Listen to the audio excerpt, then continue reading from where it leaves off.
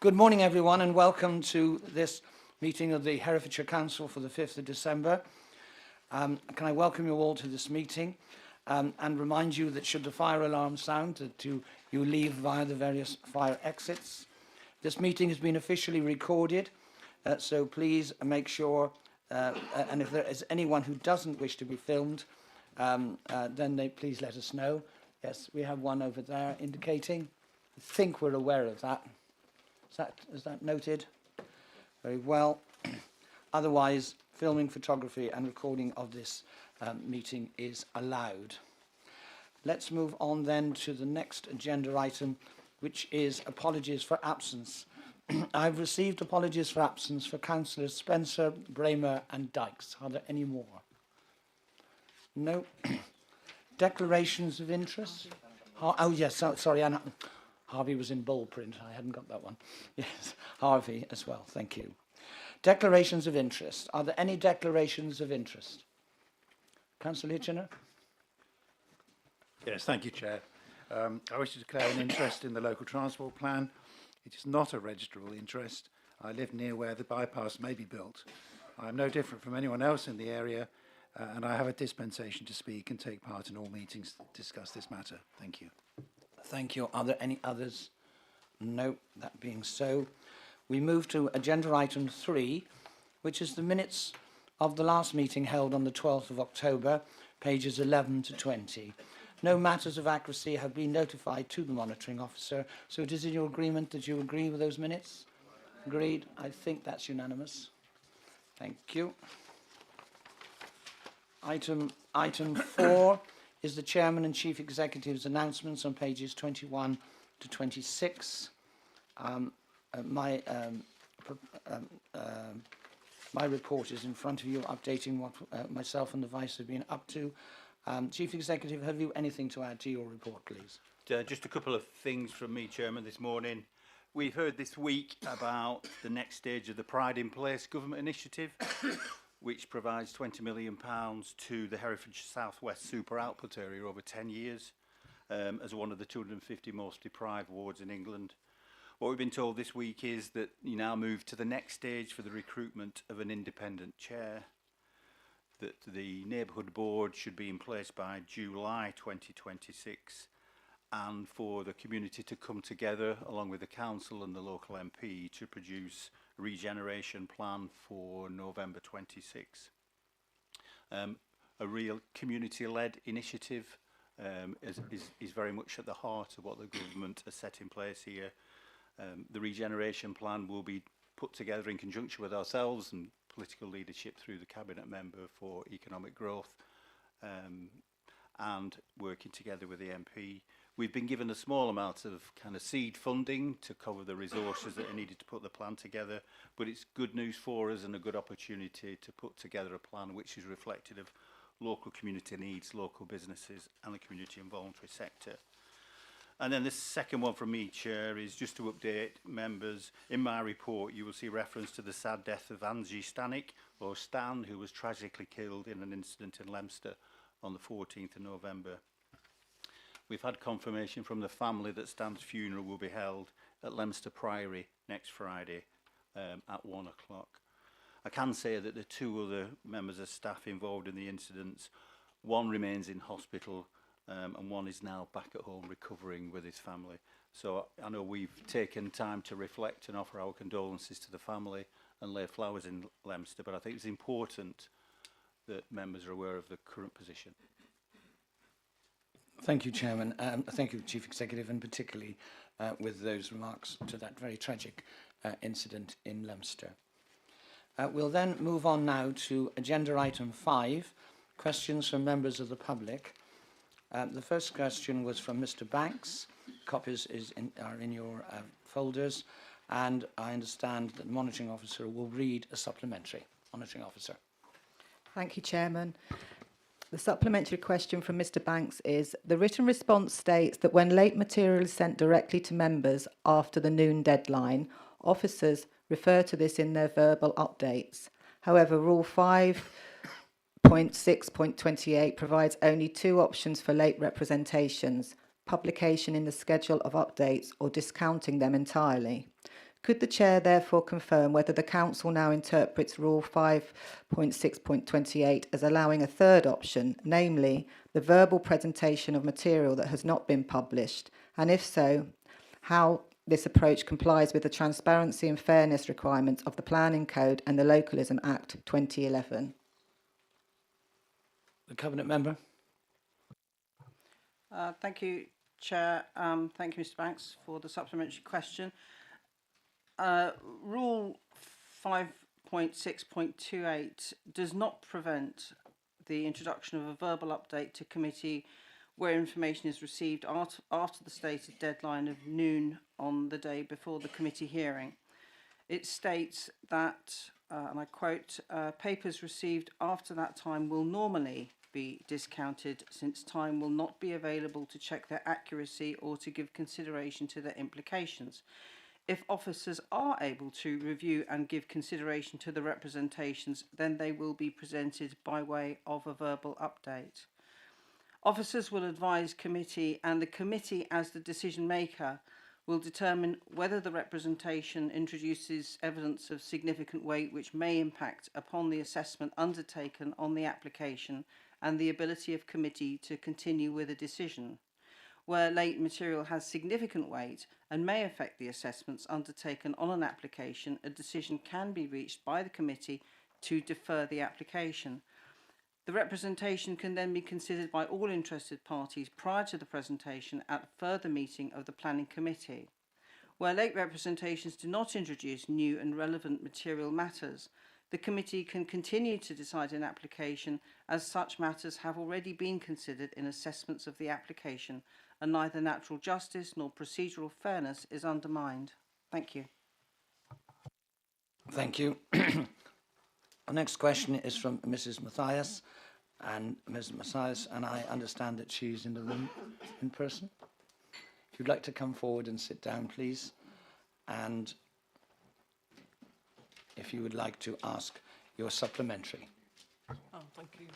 Good morning. I acknowledge your response, and note all the safeguarding highlighted in your reply. But a significant amount of Herefordshire women remain feeling unsafe. My question is, please confirm the exact times that a physical in-person check is undertaken of licensed taxi drivers in Herefordshire Council.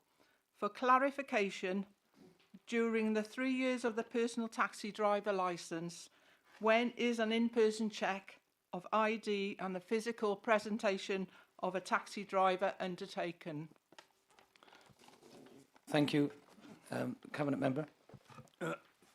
Thank you, Mr. Mathias, for your supplementary. I would say that it's rather a convoluted question to answer here today, but what I would say is I know that checks are carried out at different times in different locations, but what I will promise to do is get a response back to you with as much detail as I can find as soon as possible.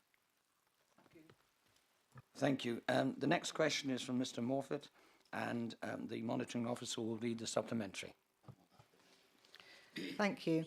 Thank you for your answer on the LTP biodiversity net gain, which is the BNG policy TN14. How much of the council's 40 million budget for infrastructure in phase 1 is allocated to survey, analyse and pay for BNG, the loss of priority habitat for biodiversity? Will these BNG funds be made available for local organisations, including parish councils, local charities and trusts impacted by the infrastructure? Thank you. Cabinet Member. Yes, thank you, Mr. Morfitt, for your supplementary question. The Council recognises the importance of biodiversity net gain and the need to address potential impacts on priority habitats as part of the infrastructure delivery. At this stage, the £40 million Phase 1 infrastructure budget is primarily allocated to design and construction of transport schemes. However, environmental appraisal, including biodiversity surveys and mitigation measures, is an integral part of scheme development and is funded within project costs. Currently, there has been no decision on allocation of the budget to local organisations. Thank you. Thank you. The next question is from Mrs. Moraweska, and the monitoring officer will read the supplementary. Thank you. 2016 to 31 LTP has 2 pages of sound policies for active travel, but nothing of equivalent value essential as an integral part of the transport network. In the proposed LTP before members today, your response fails to explain or amend this omission. The LCWIP, which is the Local Cycling and Wheeling Infrastructure Plan, document does not yet exist, so reference to it is meaningless. The overdue LCWIP needs to sit within a sound strategic LTP policy framework so that when eventually it is adopted, it carries real weight in decision-making and funding requests. Active travel and connected public transport links are what attract employers, students and young people. How will the Cabinet member ensure that the necessary policies for active travel are embedded within the LTP when there is no LCWIP and no timetable for it? Thank you. Cabinet member. Yes, thank you for the supplementary question. You are correct that the LCWIP is still in development, and I acknowledge the importance of embedding strong active travel policies within the local transport plan itself. The proposed LTP sets out the overarching framework for all transport modes in Herefordshire, and while the transport network strategy focuses on connectivity for economic growth, active travel is not omitted. It is recognised as a key principle within the plan's objectives and delivery themes. To ensure active travel has real weight in decision-making and funding, the LTP includes a commitment to integrate the LCWIP as soon as it is adopted. In the meantime, the LTP provides policy support for active travel by prioritising sustainable modes, reducing car dependency and improving accessibility. These principles will guide investment decisions even before the LCWIP is finalised. The LTP is the overarching plan that sets the objectives, methodology and actions for the Council and all its policies, while the LCWIP is the supplementary document which will hold all the detail and delivery plan for the active travel. Furthermore, the Cabinet is actively working to accelerate the LCWIP timetable so that it can sit within the LTP framework and strengthen our case for external funding. Active travel and public transport connectivity are central to attracting employers, students and young people, and this remains a priority for the Council's economic and climate objectives. Thank you. Thank you. And finally, Mr. Milne, who I understand is here in person, and Mr. Milne will ask his supplementary. Mr. Milne. My substantive question invited the Cabinet member to make good various errors and omissions in the local transport plan, so it is disappointing the response to my question wheedles out of this, especially as he had previously promised in his response to Ms Martin at Cabinet on the 20th of November to make good the omission of Active Travel England in the list of stakeholders and to correct the reference to car clubs, as we already have these in Hereford, though the plan is ignorant of them. Another relates to parking on the pavement accepted in the network strategy on page 76, but which is contrary to Rule 244 of the Highway Code, which says drivers should not park on the pavement unless signs permit it. Clearly, the LTP needs to be revised to reflect this. I ask again, how will the Cabinet member go about making good the errors and omissions in the plan so that it can be approved? Thank you. Cabinet member. Yes, thank you, Mr. Milne, for your supplementary question. I will take on board your comments and I will discuss with officers and come back with a full response to the question you've asked. Thank you. Thank you. That completes questions from the public. We now move on to agenda item 6, questions from members of council. We'll begin with Councillor Driscoll. A question to the leader, and have you a supplementary, please?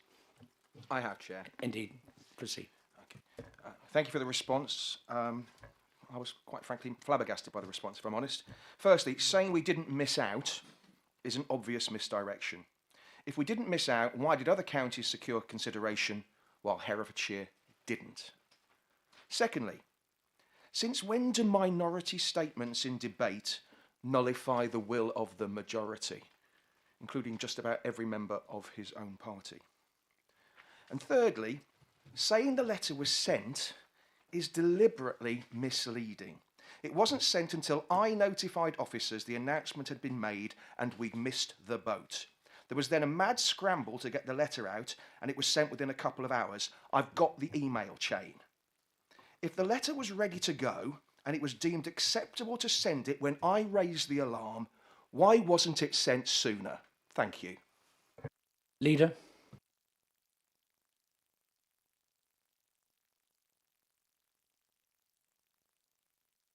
Sorry, Councillor O'Driscoll, could you just raise the first point that you raised? You made 3 points there. What was the first point, sorry? Saying we didn't miss out Miss out. Yeah, is thank you. misdirection. Yeah, okay. All thank the you. other counties Thank are you. being considered while we're not. Yeah, thank you, Councillor O'Driscoll. Well, firstly, going back to the motion itself, it was really great that you raised the fact that we need to raise the profile of our defence priorities and focus, especially in the enterprise zone.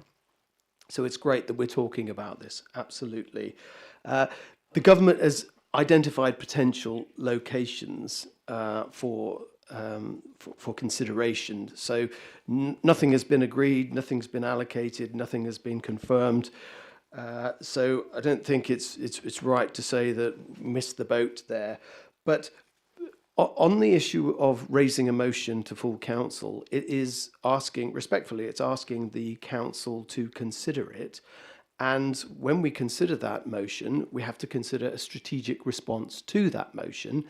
And over the passage of time since the motion was raised, we've had lots of opportunity, as the answer sets out. We've had lots of opportunity to reflect on what was said at the meeting, to engage with those businesses in the local enterprise zone, and to reflect on the proper strategic strengths of our of that area, and really have a lot of thought about what is good for the development in that area. The letter was sent out. It should have been sent out sooner.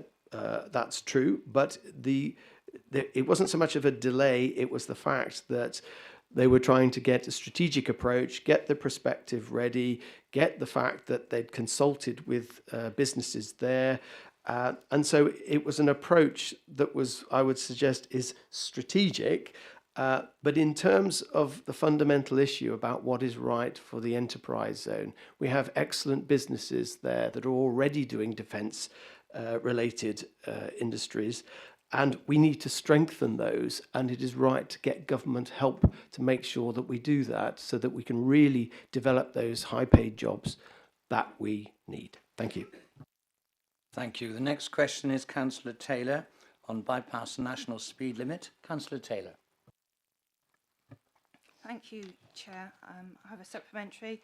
The LTP report under risk management, bracket 16.2, claims that without adopting the LTP5, including the Hereford bypass, congestion will continue to worsen and air quality remain a concern, negatively affecting the daily lives of all 190,000 plus residents who rely on the local transport network. If the emerging local plan is proposing 10,000 new homes to the west of Hereford, then to achieve the claimed improved air quality and reduce noise pollution for new and existing residents, surely the Hereford bypass should be located well away from any major housing developments to remove the noise and pollution and enable traffic speeds to achieve 60 miles per hour and the detrunking of the current A49 through Hereford. Thank you. Thank you. Cabinet Member. Thank you, Councillor Taylor. Not quite sure how big that question is. You've got a lot of statements in there of belief. I believe that the Hereford bypass is necessary, and it becomes more necessary as and when the local plan says that we've got to deal with this mandated extra 27,000 houses, of which there could be up to 14,000 in and around north and west of Hereford. The LTP is a strategic document that makes it available to be able to have the discussion going forward as these plans mature. We don't know for sure what is going to happen with the housing, where it's going to be, and as such, we can only ensure that we make the right decision when we have the right expectation of the way to move forward. It's a question that you could sit down and have a discussion for hours. So I hope I can have a conversation with you at some point to address the innuendos of your suggestions. At this moment in time, the LTP is the strategic document that gives us the opportunity to further develop schemes on the local knowledge that we acquire, especially as the local plan is developed as well. So it's not really an answer, but it's trying to follow on your train of thought. Thank you. Thank you. Next question is from Councillor Fagan on the number 33 bus service. Councillor Fagan, do you have a supplementary? Thank you. It's not actually a supplementary, it's the original question because with all due respect, the question was not actually answered in any way whatsoever. So are we waiting, it's been 5 weeks now, for our students to give up and make alternative arrangements so we lose another generation in terms of behaviour change with absolutely no communication, apology or action for students and their hard-working families for the stress and disruption to their education and reputational damage to Herefordshire Council? I will repeat the question and ask please for a written response. How many bus passes were sold to students using the 33 bus route and at what fee? How was consultation undertaken with students and parents before axing the second bus? And how was the failure to provide transport communicated to paid up users? When will the situation be rectified? And how is the transport team planning to acknowledge our commitment to a child-friendly Herefordshire? Thank you. Cabinet Member?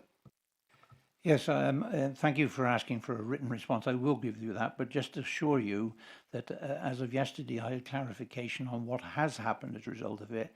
It's the same thing has happened over the last 3 years, that a second bus that was put on got to a point where it was not in demand, but this year it was, and a second bus now is operated from the Newport Bus Company that picks up from King's Thorn into Hereford, which follows the original Stagecoach bus.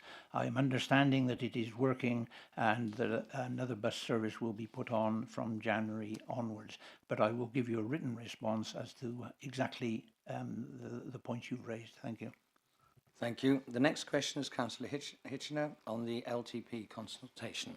Councillor Hitchener, do you have a supplementary? Yes, thank you, Chair. Just for clarification, really, the very last sentence of the reply says the consultation summary report is available as part of the supporting documentation of the LTP and will be published alongside the adopted plan. So what does the word availability mean? Does it mean it was published or not? Are there two steps? One, it's available but no one can find it, and then the second is when it's actually published. And I do note at the end of the statement it refers for transparency, so transparency would be appreciated in this question. Thank you. Thank you. Cabinet Member? Yes, thank you, Councillor Hitchener, for your supplementary.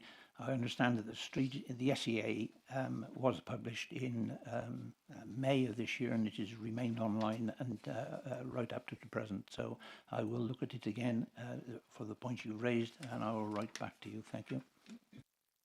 Thank you. That completes... no, it doesn't. We've got best to last. Councillor Heathfield on taxi licensing and spot checks. Have you have a supplementary? Thank you very much. I do have a supplementary question. I understand that intelligence-led inquiries are made, but from what I understand of intelligence-led response, that means that a woman or a young person or another vulnerable person will have been put at risk by getting into a taxi where the taxi driver is not who is pictured on the licence. And so I really want to understand, please will you consider spot checks, on-street spot checks of our taxi drivers? Thank you. Cabinet Member? Thank you, Councillor Heathfield. Yes, as I said earlier, the public question that there are spot checks undertaken, and in fact, many years ago, or in the last 5 years, 6 years, I was actively involved with the officers going out checking. It is an educational question as well, because in every cab there is a picture of the licence holder, and public should be aware that this is there, and I will undertake to look at how we educate the public as to keeping them safe. I understand and agree that we must ensure that women and young girls are not put at any disadvantage or in danger. So if I may, Councillor Heathfield, let me go away and discuss this with officers and see what we can do with regards to public education, and we'll come back to you as soon as possible. Thank you. That completes the agenda item 6. We'll now move on to agenda item 7, the appointment to council committees. Members will see the report from page 27, and you all have a supplementary paper in front of you, which clearly outlines in red the actual change that is proposed. This has been passed, my understanding is, by all the group leaders. So as such, I think this is something of a technicality. So I will move the recommendation from the chair. Do I have a seconder? Seconded. Can I put this to the vote? All those in favour? I'm pretty sure that's unanimous. Therefore, that is passed. Thank you. We now move on then to agenda item 8, the local transport plan, which is on pages 33 to 168.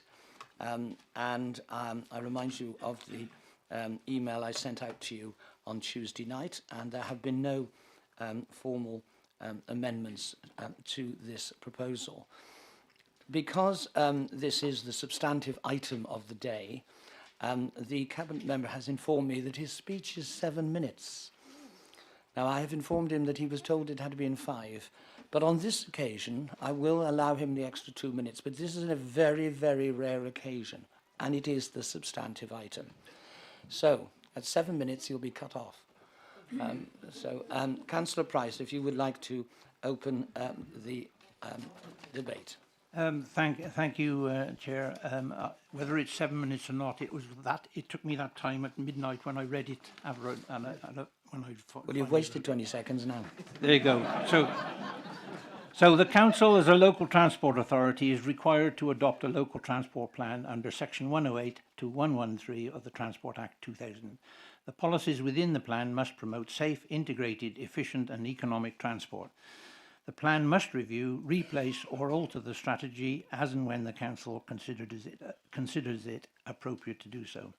The Cabinet meeting on the 20th of November agreed that the local transport plan 25 to 41 for Herefordshire is recommended to Council for adoption. The plan is before you today, and if I was to call it the parent plan, underlying it is and will be several child strategies. On page 9 of the document there is a diagram of what this looks like. There are a total of 11 such strategies that are shown. At the bottom of the table is the LC Whip, which was withdrawn from the previous agendas so the draft document could be subject to a workshop for all members, followed by a scrutiny meeting, PGC, and on to a Cabinet decision during January and February 26. Those other strategies in the red boxes will be coming forward soon and developed further over the next period.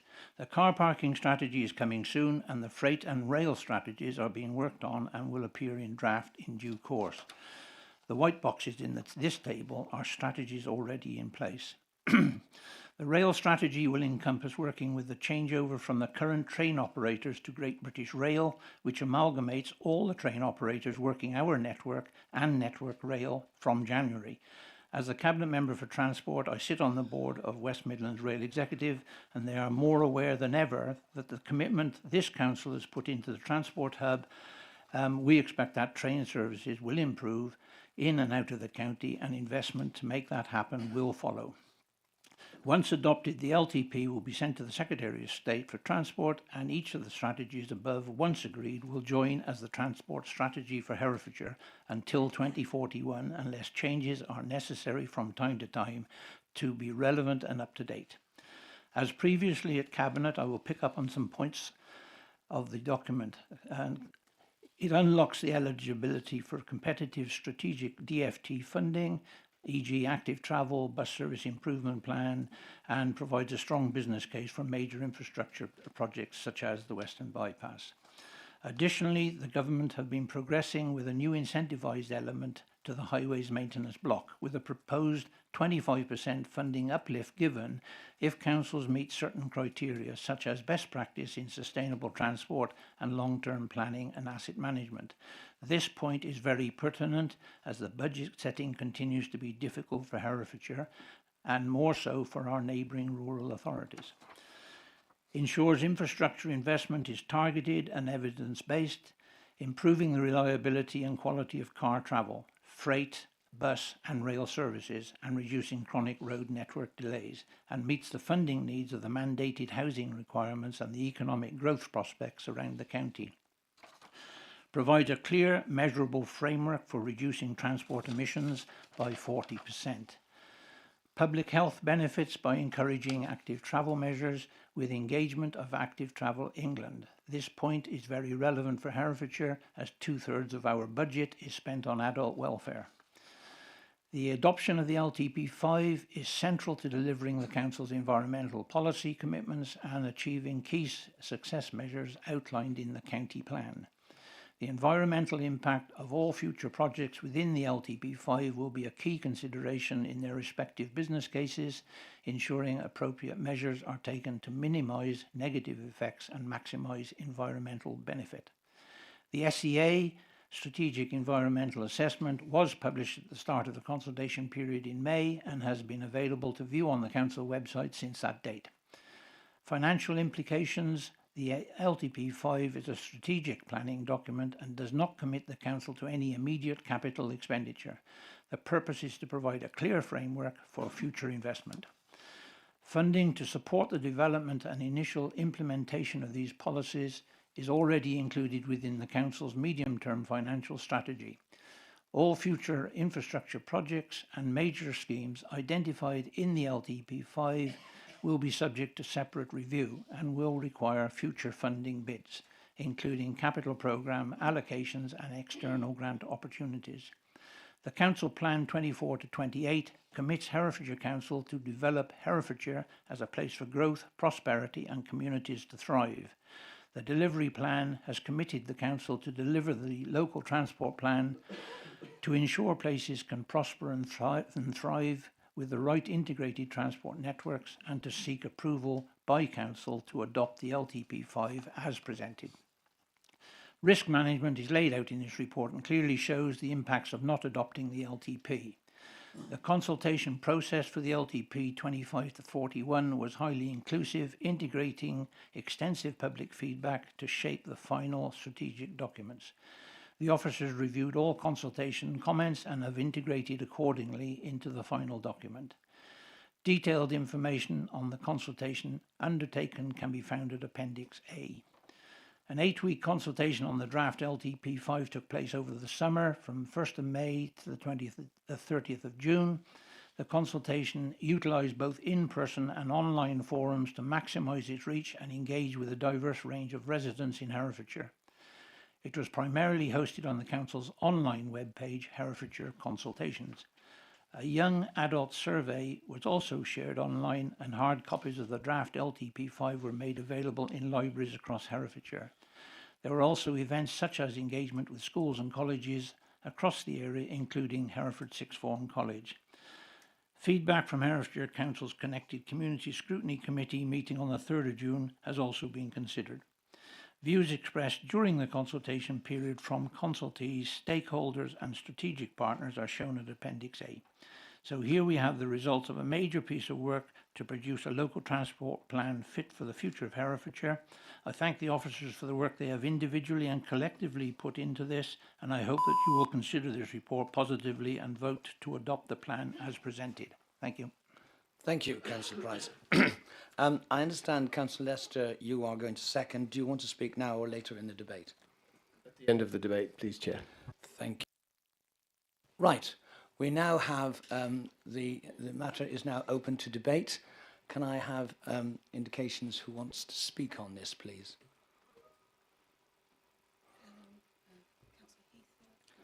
Councillor Heathfield, Councillor Crockett, and Councillor Stark. I've got those three straight away. Councillor Heathfield. Thank you, Chair. The Green Group have positively engaged with the administration in the development of this LTP, providing detailed responses at every stage.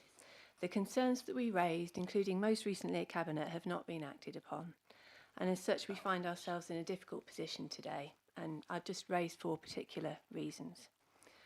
First, the LTP should reflect the Council's scale of ambition for transport and travel across Herefordshire, and sadly we feel the Cabinet member hasn't enabled officers to be bold enough. LTP5 is a missed opportunity. Whilst there are some very good parts, it is lacking in real ambition. It doesn't address the travel and transport problems facing the residents of our city, towns and villages now, never mind the future. Second, the capital spending focus is on Hereford City and delivery of the Southern Link Road, now acknowledged as Phase 1 of the Western Bypass.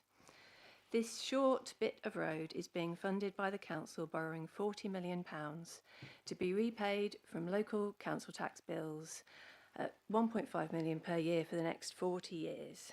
The plans for the unfunded rest of the Western Bypass are in fact an access road for development that will lose us valuable agricultural land, that will irreparably damage nature and the wonderful River Wye, and create additional car use and reliance, therefore undoing any potential improvements to city traffic volumes. Point 3. The Market Town and Rural Area Action Plans contain recommendations for actions that have already been achieved or are currently being delivered by developers. So this seems to stem from the now historic data used to develop the plan and does nothing to address the scale of challenge from unsustainable housing allocations and population expansion in places like Ledbury, Ross and Leominster. The 4th point is that this final LTP does not recognise the specific issues for children and young people in this county. No reference is made to the children and young people friendly Herefordshire commitment that we all made, or the 16 to 19-year-old bus pilot supported by us all recently. So this, for example, contrasts with Cornwall's LTP that had really bold interventions and strategies, including pilots to help young people travel sustainably.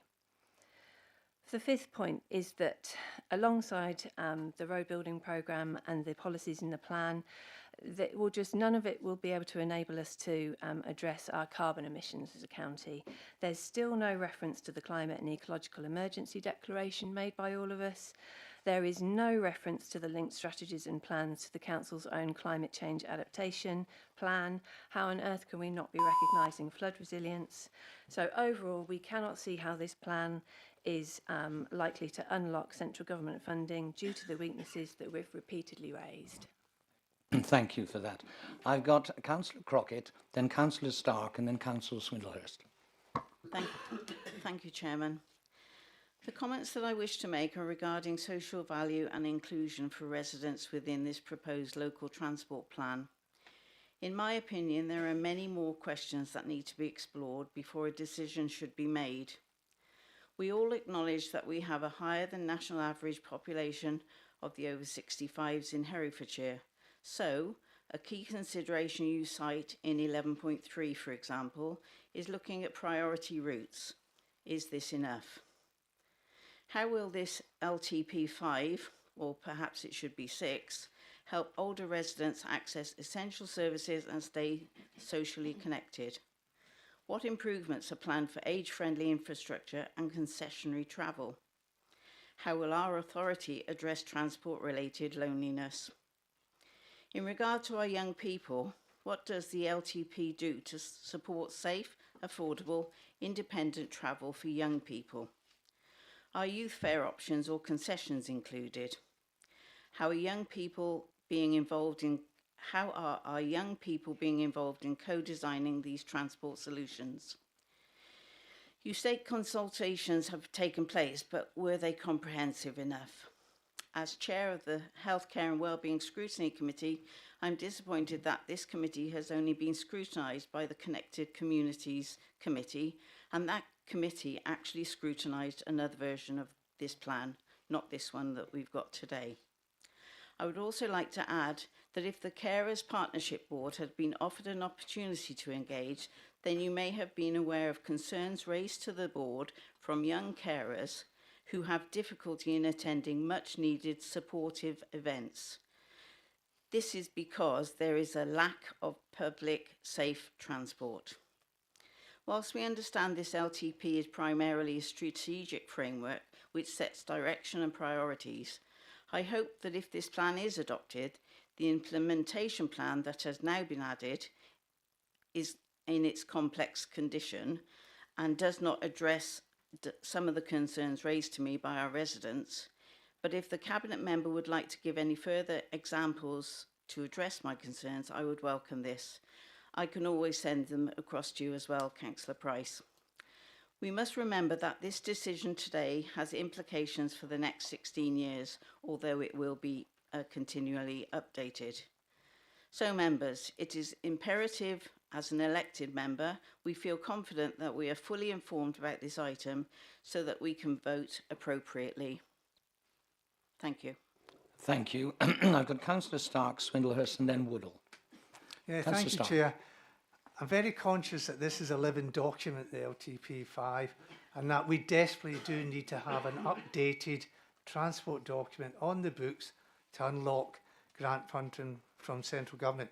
So I didn't put down an amendment because of that, but I would like to address Councillor Phillips' points about a rail strategy first, and then I want to move on to the movement studies that were done in each of the market towns 4 or 5 years ago. I'm really looking at page 61 and the policy statement on rail, Councillor Phillips. I do think it's a missed opportunity not to look beyond the rail infrastructure that we have and see the opportunities for where we could actually push for an extension of the rail network in Herefordshire. I know some groups like the British Railway Transport Association have mooted looking at a feasibility study for the reopening of the Hereford, Ross and Gloucester line. And if you look at the ambitions within that rail policy about enhancing services from Hereford to Birmingham and to London, it would be more natural for a railway line to head south through Ross to Gloucester, connecting with the Paddington line from Gloucester and opening up the whole of Bristol and the south to Herefordshire County. This is the sort of vision we should have in this transport plan. Now, while I'm going to support the transport plan today because of the points I said at the beginning, I do hope that Cabinet will take my points on board seriously and look at TN10 and at least have a commitment to a feasibility study going forward to look at the reopening of the Hereford to Ross to Gloucester line. My second point is about the movement studies. In the foreword to the plan, it talks about the market town investment plans. These are different documents from the movement studies that were drawn up by Balfour Beta in 2021. Interestingly enough, the website, when it's talking about the consultation on the LTP, does mention the movement studies, but I do not get a sense that some of the very good objectives and aims that were set out in those movement studies have been taken on board in this plan. I don't want to hold it up, as I said, because I think it's important to have an updated plan on the books to unlock grant funding, but I do hope, Councillor Price, that you will go back with officers and look at how, in taking forward this plan, you can take on board the movement studies that were done for the market towns, including Ross. Thank you very much, Chair. Thank you. I've got Councillor Swindlehurst, then Councillor Woodall, and then Councillor Owens. Swindlehurst. Thank you, Chair. So I think it's important to recognise the way in which the LTP5 relates to the next local plan. Herefordshire has been allocated an unprecedented mandatory housing target of 27,260 for the next plan period, which is a 70% increase on the current planned growth. This is not a matter of choice, it is mandatory. It's crucial that the right infrastructure is put in place to accommodate this level of growth and that it is strategically located. It's not just about Hereford, but the market towns as well, and it's not just about housing, but also employment sites. infrastructure has to keep pace with growth. I'm pleased to see that LTP5 is not just about the black stuff. It's about a complete and integrated approach to travel in order to support choice. There is prioritisation of active travel to make that more accessible and attractive, which will support better health outcomes and inclusivity as well as reduce emissions.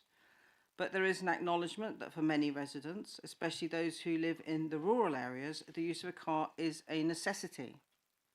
I'm pleased to note the support for further rollout of EV charging infrastructure to increase choice and contribute to lowering emissions and improving air quality. I'm also pleased to see the consideration given to community transport schemes that are so important to rural areas.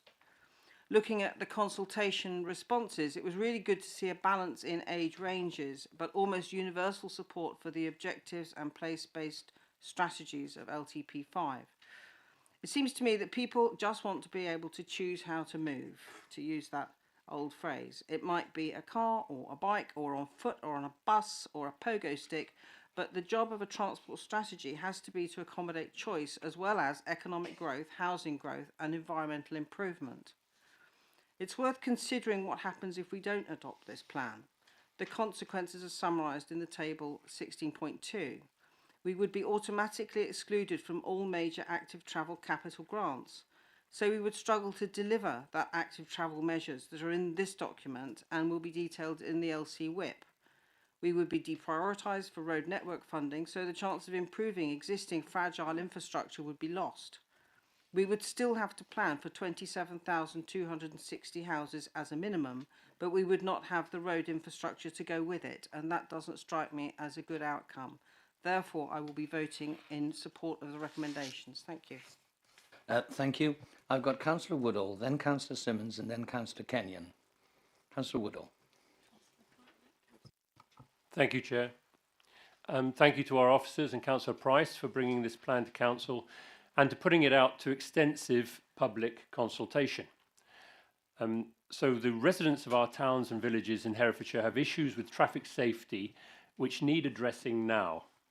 This LTP mentions that a western bypass would reduce HGV traffic through the city, but it does not address this problem for our market towns and villages, especially when more housing construction is expected, as just referenced by Councillor Swinglehurst. The LTP consultation reports that a common theme expressed by the 9 parish councils and town councils is the negative impact that HGV and freight vehicles have on pedestrian and residents on rural roads, market towns and villages.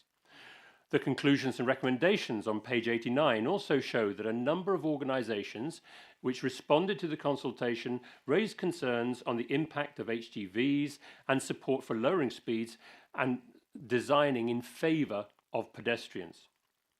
I ask you, have you ever been walking down one of our lovely rural roads and felt that fear, felt afraid when a large commercial vehicle comes bearing down on you, your family, your kids, your dog, and you have to squeeze into the hedge? Have you ever tried walking your kids to school, as I see outside my door most days, and felt the anxiety when gathering them to you each time a heavy freight lorry or a massive tractor with wheels bigger than you are comes bowling past?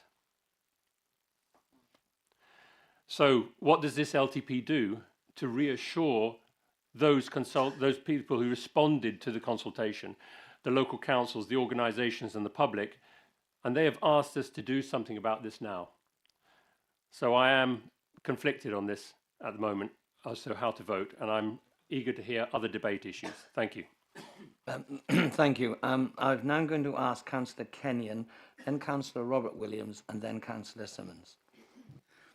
Thank you, Chairman. I'll just kick off mentioning the railway hub madness as I see it. What you're doing down there I think is nuts. At the minute you want to drop off your kids, pick them up and that sort of stuff. You can't park anywhere near it. I think you've absolutely messed this thing up completely. And also there's no internet in that area, so if you want to go and sit and wait in and around there, there's no internet at HMG, there's nothing in that area, so you need to get that sorted out. That's the first thing. Next thing, the Greens, you kind of make me physically sick, and I'll tell you why. Because you're talking against this access road, You called it, and I call it the same. It's an access road, but you want to bypass east-west in Leominster. So, and that's Green Run. So I think hypocrisy is one of the worst things. So get your group sorted out. What do you want, not what you're against. 40 years they've been talking about a crossing. 40 years. Now, we kick this, if we don't vote this through today, we kick this down the can. 25 years' time, many of us won't be here, but our children will be. So we have to vote for this today to move. We have to progress. Having said all that, my great-grandfather was called Albert Jenkins. He used to drive the Shire horses in and around the area. He lived in the Bay Horse cottages, and he worked that area. My mother still lives in Brainton. I'm from Brainton. And I was speaking to other friends in Brainton where not the whole of Brainton are against the idea of this. And I've talked to many people about this because I was a little bit, I know the area. Brian Hatton painted it and all that sort of stuff. You know, it's beautiful. However, we must progress. So that's why I'm supporting this today. Let's not kick this can down the road for the next generation. We have to vote on this today. Like it or lump it, it's what we've got. Let's get on with it. Thank you. Councillor Robert Williams. Thank you very much. The bypass is due to go through my ward that I represent, and like all contentious issues within the ward, there's extreme views on either side of the debate within the outlined LTP on the bypass. I'll be voting in favour of the LTP this morning. This is based on a balanced view of residents from within the ward. Also, as a county councillor, I need to look at the county-wide picture as well as the local ward, but still primarily basing my views on my ward, clearly. For me, the western route is the starting point for a whole ring approach, but at this time, it's just the west we're talking about. I'm sure that all political members from across the floor would be in favour of a full ring solution if money wasn't an option, period. That's my own personal view, obviously, but there we go. I also note there, obviously, that this takes in all forms of multimodal transport, so we need to think about everything from walking, cycling, buses, trains, etc. So that's all I want to say. So I will be voting in favour, being a host ward, if that's the right word. Thanks, bye. Thank you. I've got Councillor Simmons, then I have Councillor Bartlett, and then Councillor Tully. Thank you, Chair. I am speaking in my capacity as an individual councillor and ward member here. I've been raising my concerns about this plan and its procedures for some time now, and I'm afraid I don't feel that it has been listened to. I think there's some excellent things in this local transport plan review and revision. I think there's some really good move towards a sort of decide and provide away from predict and provide model, which is a much better approach. However, there are some glaring omissions and errors in there which we have been asked to have corrected. We submitted both a group response and myself as an individual response to the consultation back in May to June, and it has not all been taken on board, nor should it all be, I understand that. But in terms of, for example, within Ledbury, there are elements in there which have already been delivered. So how can this be a forward-looking local transport plan when it's and within the action plan, including measures that have already been delivered?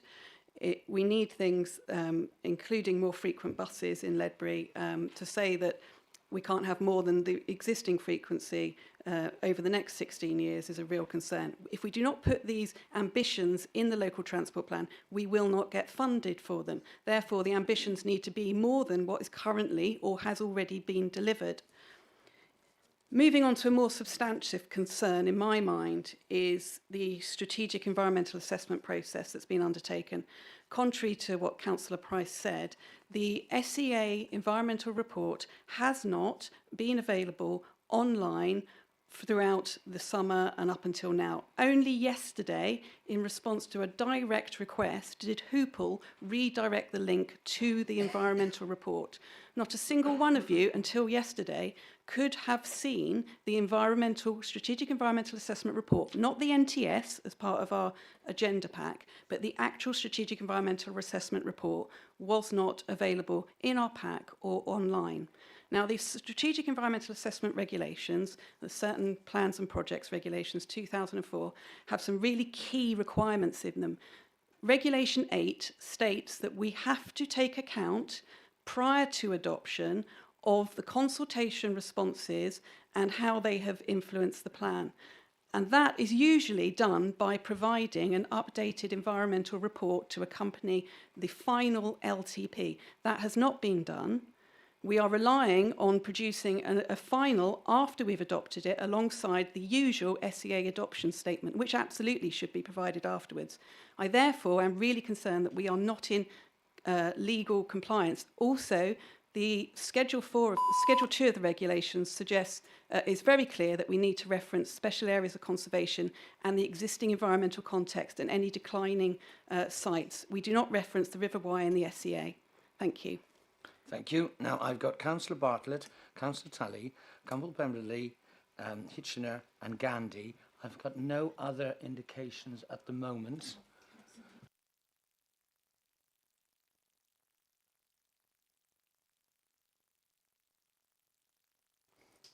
Anyone else? And at that stage, then, I will then bring in the seconder and the proposer after that. Okay? We now move to Councillor Bartlett. Thank you.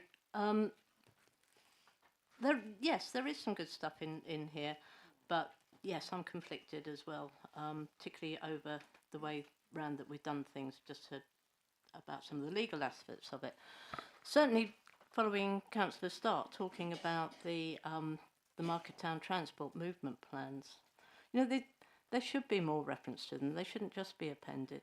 These plans are actually listing our highway projects in our market towns. This is where our money for our Section 106 and our funding that we go out for is supposed to be directed to. You know, we've got an LTP coming on board that doesn't recognise the fact that we've already got those projects in there. It doesn't pay enough reference to them.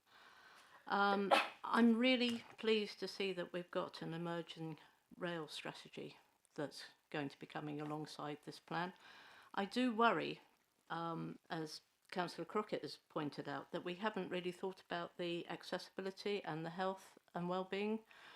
We know that an awful lot of our residents rely on getting to Queen Elizabeth II Hospital at Birmingham, yet we know that still at Hereford, where the Transport for Wales line crosses with the West Midlands line, those trains do not match up.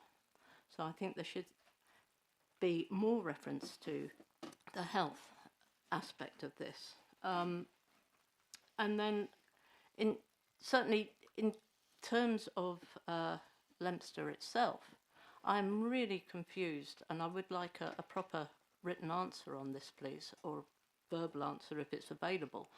On page 83 of the plan, of the pack, it talks about Leominster accessible from a wide catchment area with bus and rail services, etc., to Kington and Hereford.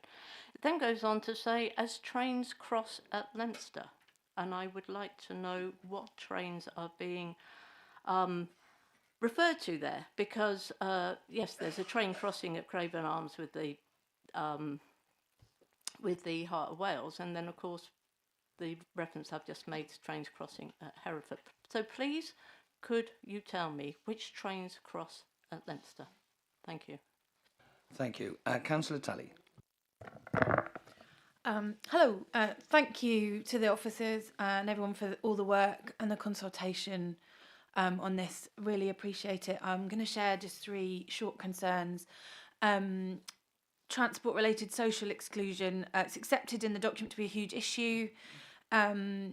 Just 8%, it says, have access to a half-hourly bus. Over half, just under half, I think, don't have a good choice of travel options as far as they're concerned. So we know, I'm sure we all understand the connection between isolation and transport and mental ill health. And in my rural ward, there are locations that are still fighting for a bus at all. Just yesterday, I was hearing anecdotally an alarming number of stories, some with tragic endings of people sharing how isolated they are and the impact this has on their mental health. The document mentions a rural mobility strategy, which sounds brilliant, but we are a rural county. The transport plan is a rural mobility strategy, and our plan for local transport should be about rural mobility. I can't see that strategy in the plan of the child documents. So I'm confused by that. So that's one confusion, and obviously my intention to connect that social exclusion and transport is a big one.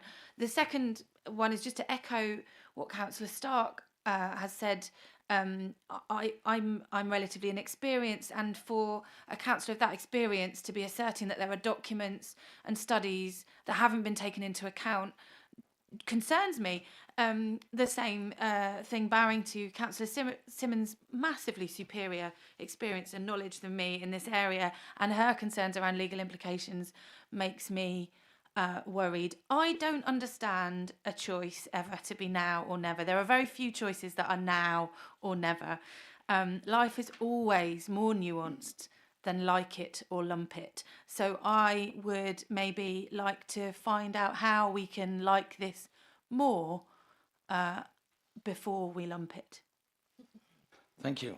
Councillor Pebedy. There's so much in this document that I'm very happy to see, particularly an aspiration for more frequent bus services and bus priority measures, and I absolutely recognise the need to adopt a fit-for-purpose LTP. But this document has to serve us well into the future. Councillor Swinglehurst referenced the future housing growth, so my concern is that some of the data referenced is already well out of date, particularly in the case of Ledbury. It draws on data collected in 2017 for the Ledbury Transport Strategy, which was published in 2019. And recent Ledbury housing developments are not recognised in the document, and these developments present new challenges for residents to reach essential services. For example, we're really pleased to have the support of officers to put in place safer routes to school in Ledbury, but until recently getting children to school wasn't even an issue in Ledbury. But now they live in houses that are so far away from their schools that we need new strategies. So I just think that more work needs to be done to future-proof the LTP before we adopt it. Thank you. Thank you. I've got Councillor Hitchener, Councillor Gandy, and then Councillor James, and then Councillor Jennard. Hitchener. Thank you, Chair. My main concern about this proposal is that insufficient time has been given to enable it to be properly considered by councillors. The initial draft, which went out for consultation, was 50 pages long. That document also went to one scrutiny committee. The document before us today is over double that length, and whilst this might be an improvement because it contains more detail, this is not necessarily the case. The document requires more study and consideration as a result of its greater length, and so more time is required. The county would benefit if this longer document went through a thorough scrutiny and not just today's debate, as has been pointed out by my colleague Councillor Crockett. Whilst there is good in this document, I have concerns about some aspects. My ward is a rural ward with two large villages, Cleehonga and Madley, each with an electorate of about 1,000, so not insignificant. I can see little mention or consideration for villages of that size. There is plenty of mention of Hereford and the market towns, but little of the large rural areas which attract so many to live and visit this lovely county. What future does this paint for residents in those rural areas? Can residents read into this a positive vision of what 21st century rural living might look like? My second observation is that whilst measures to improve air quality are to be welcomed, councillors should be aware that the most recent air quality status report, which is available from October 2024, reported levels of nitrogen in most sites at well below the objective. And if this continues, the report goes on to say that the council will consider revoking its two air quality management areas. The LTP on page 11 says the air quality exceeds safe national standards. In the light of the report I've referred to, this statement is not right. This is just one example that might raise questions in councillors' minds. It is difficult to devote the time needed to go into every detail of this plan. I was struck by a statement in the initial document which referred to encouraging and supporting hosting community and seasonal events across the villages. I cannot see this repeated in the last version. From an environmental compliance perspective, Councillor Simmons has raised concerns. Are councillors comfortable with voting through this plan when questions remain, or do we have to wait and see if a judicial review is requested? better surely to pause and address these concerns. Councillors, this is a document which sets out plans for the whole of this county for the next 26 years. It is not just about a bypass. It is a long-term plan which we will pass to our successors. I think it would benefit from further scrutiny. I've been told that scrutiny has already had the opportunity to consider this policy, which they did, but relating to a much slimmer version. I wonder whether the chairs of each scrutiny committee would like another opportunity. It is your judgment as to whether you consider that sufficient scrutiny has taken place. We will only have the chance to further scrutinise if this motion is voted down. I urge you to do that. Thank you. Thank you. Councillor Gandy. Thank you. As someone that represents probably one of the most ruralist areas in the whole of the county, I sometimes have to take a breath in when people ask for more buses. I would just like a bus. I mean, any bus will do, just a bus. So the thing that sticks in my mind about all this, some probably 6 years ago now, we had the discussion with the previous administration regarding the bypass. And the decision at that time was obviously not to do so. The cabinet member responsible for infrastructure and the bypass at that time made it an absolute promise that as a result of not going forward with the bypass, rural areas like mine would get an improved or a bus service. That never happened. And I am therefore fully supportive of this plan because my residents will have, they cannot use active travel measures because the roads are too busy, HGVs, etc. So they have to use a car. And coming into Hereford by car at the present moment in time is an absolute nightmare. It's a nightmare for me when I come in 2 or 3 times a week, but I do it because I feel I want to do it. But for people that have to come in to visit the hospital or to shop or whatever, it is a nightmare. And we are living in cloud cuckoo land if we really think that the rural areas of Herefordshire, rural areas like mine, up on the Welsh border, are ever going to get public transport. Well, I think I shall be well dead before that happens. Thank you. I've got Councillor James, Councillor Gennard, and then I'll be going to Councillor Lester. Thank you, Chairman. I do find this rather difficult. This is a document which is a wish list, and little more than that. And listening to some of the comments by certain members, I've thought of Monty Python and the life of Brian. Whatever did the Romans do for us? You know, and then list all the things that they actually did for us. It's just nonsense. You know, we need to get on. We need to have more scrutiny. We need to kick it down the road again. You know, well, we've seen the example of that with the business of the defence studies when we kicked it down the road or did nothing. And of course, Monmouthshire, Gloucestershire, and Worcestershire have benefited because we're looking at our navels, I said, navels. You know, for goodness sake, we need to do things, not talk about things, you know. And this is, you know, this is not going to do anything, but it's part of doing that. This is written by anoraks for anoraks. You know, somebody said, well, what will the public think when they read this? Well, I don't think 1 in 1,000 will actually read the damn document, you know. We need to get on and do things. The trouble with local government is it's good at talking about things, but it's no good at doing things, and the sooner we get on and do it. Thank you. Councillor Gennard. Thank you.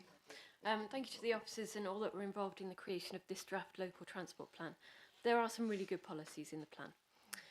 As Councillor for Hereford Central Ward, as well as a resident in the city, I am acutely aware of the daily struggles with the levels of traffic that we face. Our responsibility in this local transport plan is to respond to the problems that residents are facing now. In Hereford, the challenge is immediate. People are struggling to get into and around the city efficiently, safely, affordably, and in ways that reduce emissions. We cannot ask them to wait 10 or 15 years for a large scheme that I worry may not even be considered, as it currently has no strategic outline case, no identified funding pathway, and presently does not meet government carbon guidance. I believe we need a plan that is bolder, quicker and closer to reality.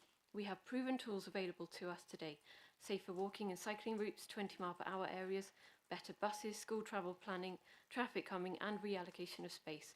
All inexpensive, all deliverable now, all known to reduce congestion and carbon. As Councillor Kenyon has mentioned the Transport Hub, I will bring that up. That was brought to Planning Committee, and at the time it was a case of vote it in there and then, or we may not have got anything done. This LTP is less than ideal and does not fully serve the people of the county, and with a little more consideration could have been far better. So keeping that in mind, my only request now is to take another couple of months to work on this, to make a better local transport plan, and then bring it back to councillors to vote again. Thank you. I'm now bringing the debate to a close. I did give due notice that I was going to move to the seconders and gave everyone the opportunity, and I appreciate someone wants to speak, but I'm now going to move to Councillor Lester, then Councillor Price, and then I'm going to move to the vote. Councillor Lester. Thank you, Chair, and thank you to Councillor Price and all of the officers who've worked very hard on producing this document. What have the Romans ever given us, Councillor James? The Roman road. It's a great road, and it's nice and straight. The problem is, if you're approaching the Hereford from the south of the city, it's very difficult to get to that Roman road at peak times. So the LTP is far more than a set of transport policies. It's the strategic foundation upon which Herefordshire's future growth, connectivity and sustainability will be built. This is a document that sets a direction for everything else. The LTP sits at the top of a clear policy hierarchy. Beneath it, we have the key supporting plans as the bus service improvement plan, the highway asset management plan, which will turn those visions into practical actions. This structure ensures consistency and alignment across all areas of transport planning. Crucially, the LTP gives us the authority to create further policies that respond to emerging needs, such as the local cycling, walking, wheeling infrastructure plan, a rail strategy that I agree with Councillor Stark is so important for this county, and a freight strategy as well to help. These will build on the local transport plan's foundation to deliver a truly integrated multimodal transport system for Herefordshire. One of the most significant elements within the strategy is, of course, the bypass. This is not simply a road, it is a critical piece of infrastructure that unlocks opportunity for the entire county.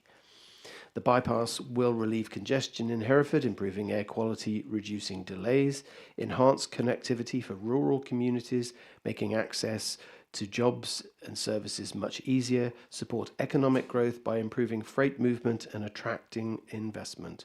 It will enable sustainable transport solutions by taking pressure off the city centre and protect our historic core, reducing heavy traffic through sensitive areas. But this is not about one community. It's about creating a transport network that works for all of Herefordshire. The LTP recognises the diversity of our county and addresses the three key areas: the city, the rural areas and the market towns, and the wider transport network. Each has its own priorities, from reducing congestion, improving air quality, and tackling isolation and boosting connectivity in those rural areas. Importantly, the LTP positions Herefordshire to secure future funding. A clear strategy plan gives us a credibility when competing for investment, ensuring that we can deliver the infrastructure and the services our communities need. The benefits go far beyond roads and buses. It's about communities, people, well-being, safer walking and cycling routes, and improving the services that we all need. Let's get behind this plan. There's one thing that's worse than congestion in our roads. It's congestion in our decision making. So let's get on and make that decision. Thank you. Councillor Price, will you sum up, please? Yes, thank you, Chairman. I've listened intently to all of the discussions, and I don't think this document is a million miles away from most people's hearts at the end of the day. I've asked the officers to be listening into this debate, and if they haven't, they have to listen into it to take on board all of the points that are raised, so that we can be incorporating those views when it comes to reviewing the other documents that are part and parcel of the local transport plan. Several things have been mentioned about the timescale of making these things happen. If you just look at our local plan, and it is on page 9, it's in the middle of where we are. We had a local plan ready to go only last year, and the mandatory housing numbers has forced it to be scrapped. You cannot go on forevermore waiting to make things perfect. It will never be perfect, but this document does allow you to review at stages when it is necessary to review it. So future administrations will be able to do it, but at this moment, today, we need to get the local transport plan adopted and then press on with the child documents that follow. So thank you for all of the responses from a very wide number of you. I hear the points you've made. I live in a rural area. I come to Hereford often. It is a challenge for me to get to Hereford. How we move around from a rural area into the county cities or the market towns. It is all problematic, and this is to try to get to a point where we can start to address some of those problems. We will never address them all. Whatever you want, the society will change to a place where we have not thought of the things that are necessary. So I beg you today to get on and adopt this plan. Get involved in the necessary documents that will help this plan going forward. So that's all I'm saying. We will take notice of what you said. I will get the officers together and we will manage the outcome of the points raised in this meeting.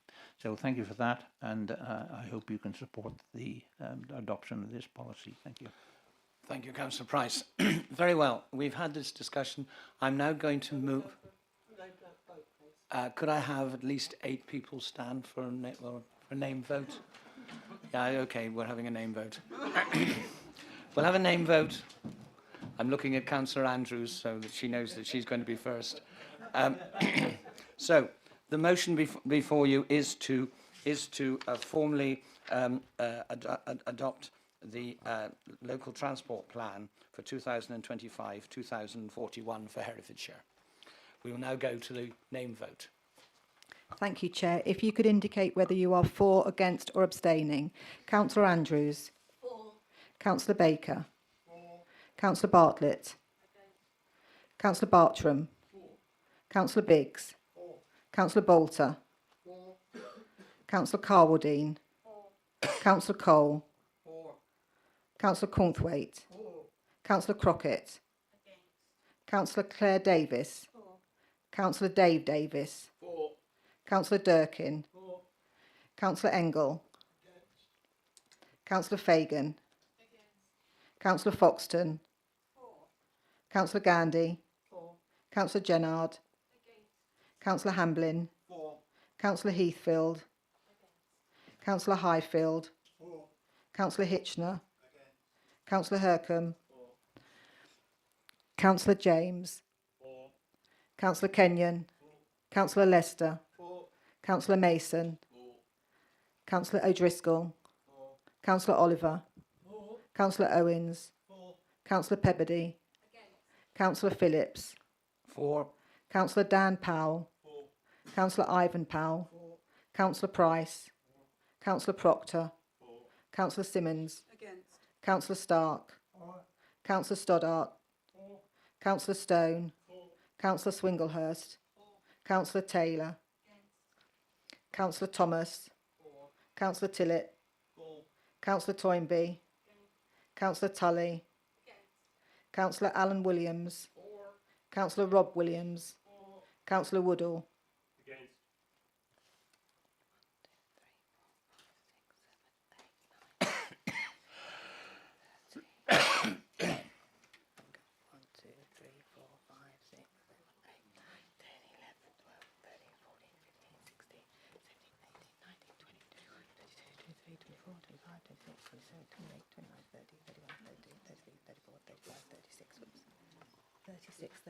Yes.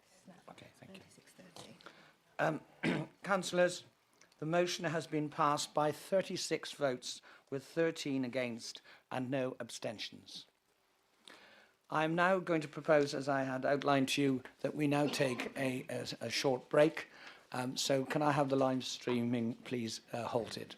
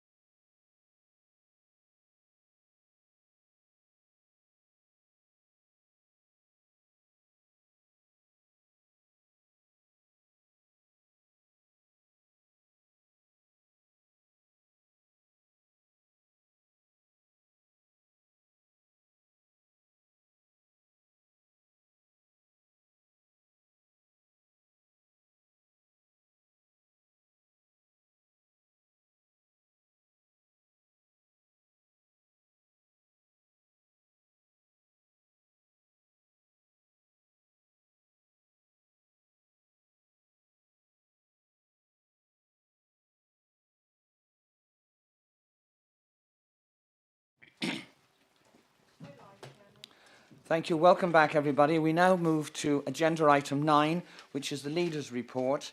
I would remind you, as I sent out to you, that we will not take any questions on the local transport plan because we've had a whole debate about that. Then we'll move into the motion afterwards. So I will go through, and as per usual, you have up to 3 interventions each, and we will go through them, beginning with the Herefordshire County Plan. So are there any questions for the leader on his report? And I'll begin at his foreword on page 173.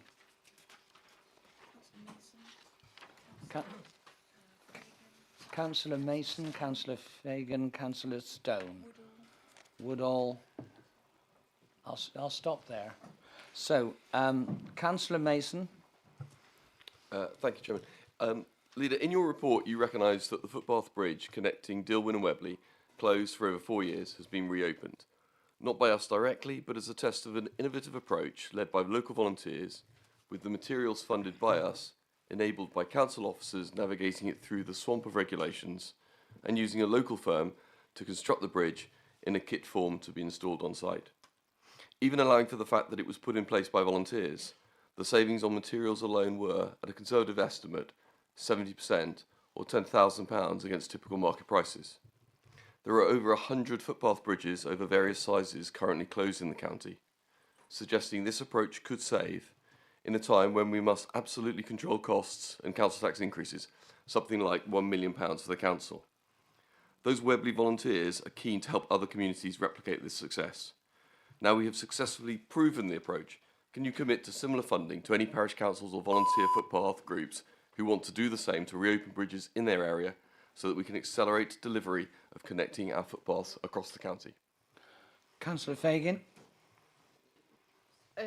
Thank you. With regard to page 175 of the leaders forward, the bus travel concessions that have been extended, helping older residents, disabled people, students to stay connected at a lower cost. So from October, free travel times for concessionary disabled bus pass holders started earlier in the morning. Leader, is it possible for us to assess whether this has had an impact on the ability to actually get students to college at that earlier for a 9 o'clock start, whether this concessionary, extending the concessionary bus times has had an impact on students and young people, and if so, if there's something that we can do to address it, please. And then Councillor Stone, and then I'll go to the leader before I return to the next batch. Thank you, Chairman. I apologise for speaking out of order, but please may I, as local member, thank the leader, Deputy Leader and Chief Executive for visiting the site of the tragic and fatal collision in Bridge Street, Leominster, and their tributes to those affected. Leominster was shocked, and many thanks to the emergency services and the Council for their rapid response on that terrible morning of the 11th of November. Does the leader agree that the household waste collection is one of our best services, operating throughout the year and in all weathers, with such cheerful teams of operators, a service efficiently delivered and greatly appreciated by our residents and deserving our heartfelt thanks? Thank you. Leader, can you respond to those 3, please? Yes, thank you. I'll be as brief as I can, but otherwise the chair will chase me. Right, first of all, yes, Councillor Mason, thank you for the question. It is, there he is. Used to you being there. It's a fantastic example of where a community has stepped up to really be part of the solution. And when you think about how they're dedicated to helping the council achieve this, you must be very proud of your community for doing that and all of those volunteers. But it's great when a community takes the initiative. But what's even better in this is the way it's been dealt with in collaboration and in reducing cost and in using local contractors. It's just a win-win-win. So it's a brilliant example, and I will be making sure that the Cabinet and Councillor Hercombe are fully focused on making sure that this approach can be replicated as and when in our policies moving forward. So thank you. Yes, Councillor Fagan, yes, when we make changes to policies and procedures, they have an impact on services, absolutely. And I think you're absolutely right to say that we must do an assessment of how this change has impacted on the services. So I'll ask Councillor Price to look into that matter and respond to you directly, and also make that available, that information available as to the impact of that assessment. And yes, Councillor Stone, I absolutely agree with you. The company FCCC, who provides the bin waste collection, does an amazing job. It's one of those key services that affects everybody. And, you know, you see them every day of the year going out in the trucks, and they just go, they work like clockwork.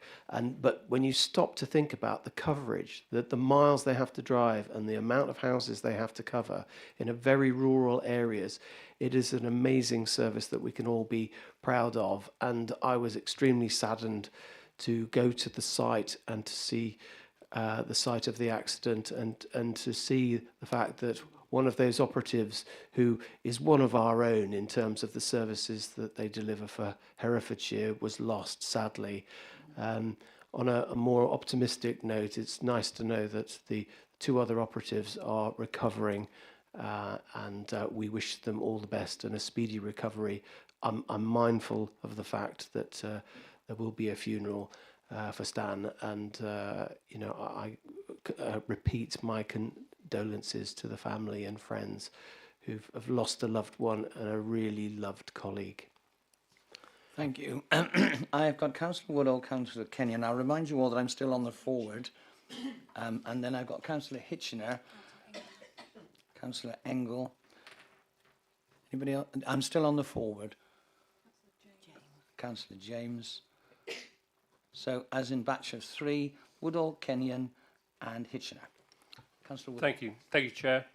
So thank you, Leader. In your introduction, you've said that you've launched the Safer School Streets initiative at 5 Herefordshire schools. This is great news. It's a brilliant initiative.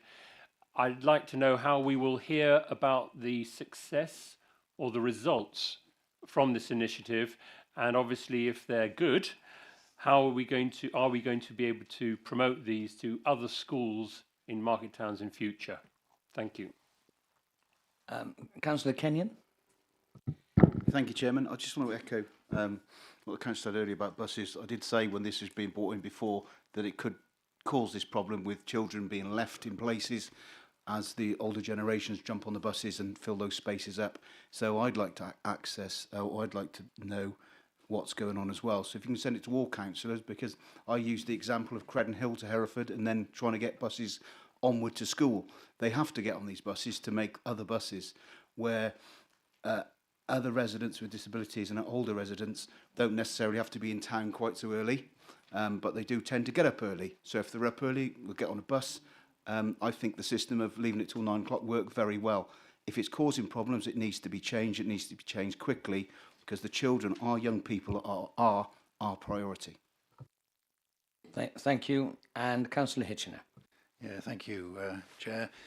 The Leader refers to the temporary 40-mile-per-hour limit on the A465 at Locks Garage Crossroads. I've been along there, and the signs are fantastic, and I'm hoping they will have the desired effect. But he also refers to that improvement being in place, but pending the design and delivery of longer-term safety improvements.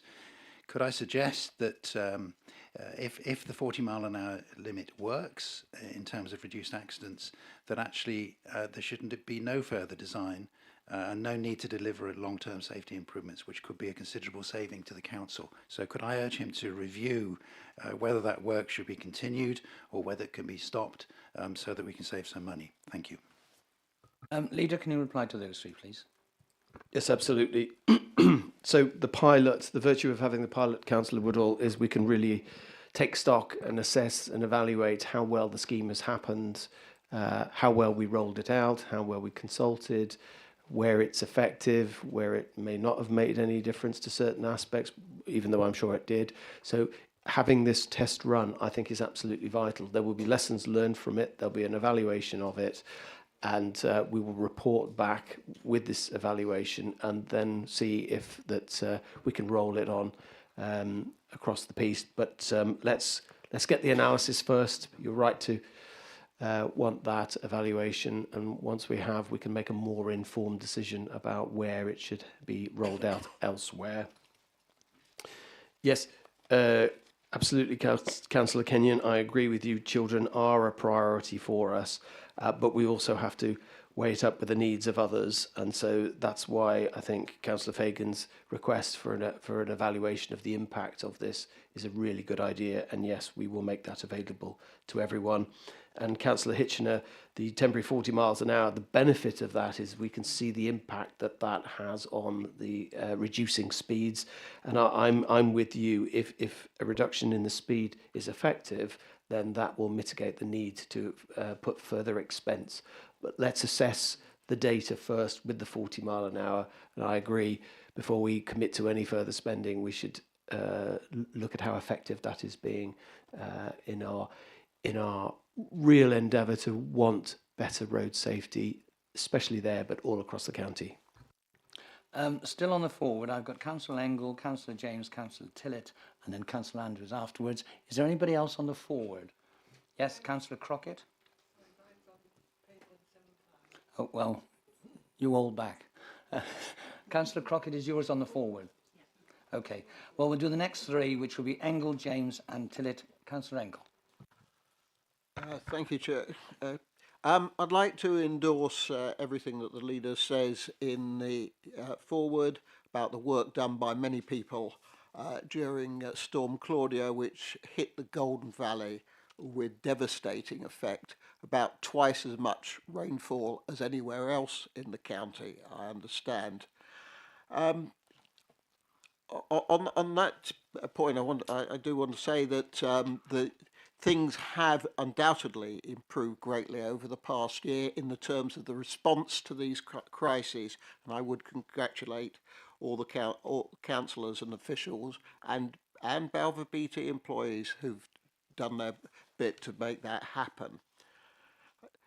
Dozens of houses in the Golden Valley were flooded, and businesses. The full number is still being counted. Many of these houses have never flooded before. And Pete, can I go on since it's indeed on this occasion, yeah. Thank you. People assured that their homes never flooded when they bought them.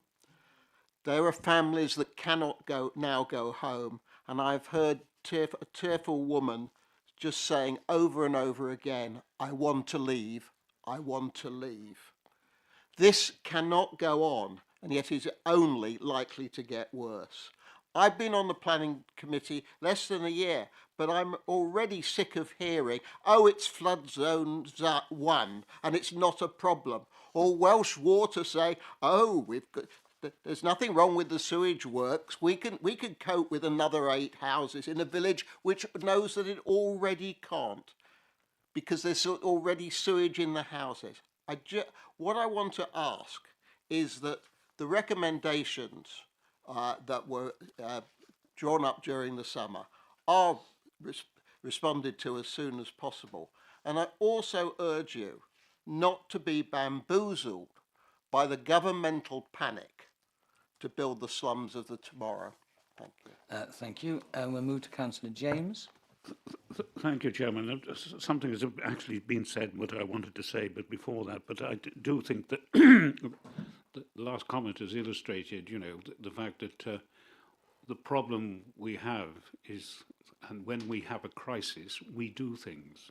The trouble is, unless we have a crisis, we prevaricate. And that's what happened in the last item, where members were wanting us to go back and look at things. It would be poor thing if the people, rescuers, said, well, I need to look at this before I actually come and do something about these situations. Get on and do it. Councillor Tillett. Thank you. I'm conscious this is questions to the leader, but perhaps I could start with answering a question from Councillor Woodall, which might assist. I have one of the safer school streets in my ward and a school of which I am also the governor. Can I inform the whole meeting, including the leader, that the initial 5 weeks now finally implemented, 14 months late, but now that it has been implemented, there have been real significant visible changes at the school gate. The school staff have been delighted by the way parents have responded to the challenge and have made the streets much safer, quite simply. The only thing I would say to the leader is, could he please remind officers who are dealing with the permit question to look again at some of the criteria they seem to be judging people by. People who live in the streets that are closed, who have had letters from the council, are getting a reply saying you don't need a permit, you're not in the catchment area. It beggars belief, but otherwise it's working really quite well in the first 5 weeks. Thank you. Thank you. Leader, can you respond to those three, please? Yes, okay. Well, thank you, Councillor Engel. It gives me the opportunity to once again thank our officers. They were there on the weekend, the emergency teams, councillors, voluntary groups, Balfour Beatty. They were all there responding to really challenging circumstances, and I thank them all for that intervention. We had the warnings. And we knew it was going to be bad, but it was quite shocking. You're absolutely right. And to hear that there were houses that were flooded that had never been flooded before really highlights the point about the fact that this is a terrible problem that we must address. What I'm really quite proud of is the fact that last year I was concerned that the council wasn't paying enough in terms of its resources to flooding. That's why we've got a whole new flooding team. We've had more revenue investment in dealing with flooding issues, plus that capital programme. So this is one of the issues that I really wanted to bring to the fore and add more of a structured and strategic approach to a problem that is not something that's easily fixed, but we are really making great gains in having the right intelligence, the right strategies, the right investment to make sure that we're tackling this problem. We can't do it overnight, but we're moving in the right direction on this, and we really fully understand the challenges that this brings. It's not just us, Herefordshire Council. There are other organisations too that need to help us in order to resolve these things. But in terms of also your concerns about flood zones and making sure we're making planning judgments that are sound and sensible given the threat of flooding, I hear you and agree with you, and I promise that I will not be bamboozled by national government. Whether there are mandatory things that the government will ensure that Herefordshire Council does is not something I have direct control over, but I can certainly make sure that I'm not bamboozled by them. Councillor James, thank you for your comments, and I note that, just to reiterate, yes, no prevarication, especially with flooding. We have to have strategies in place to deal with them, and that's what I really want to pursue.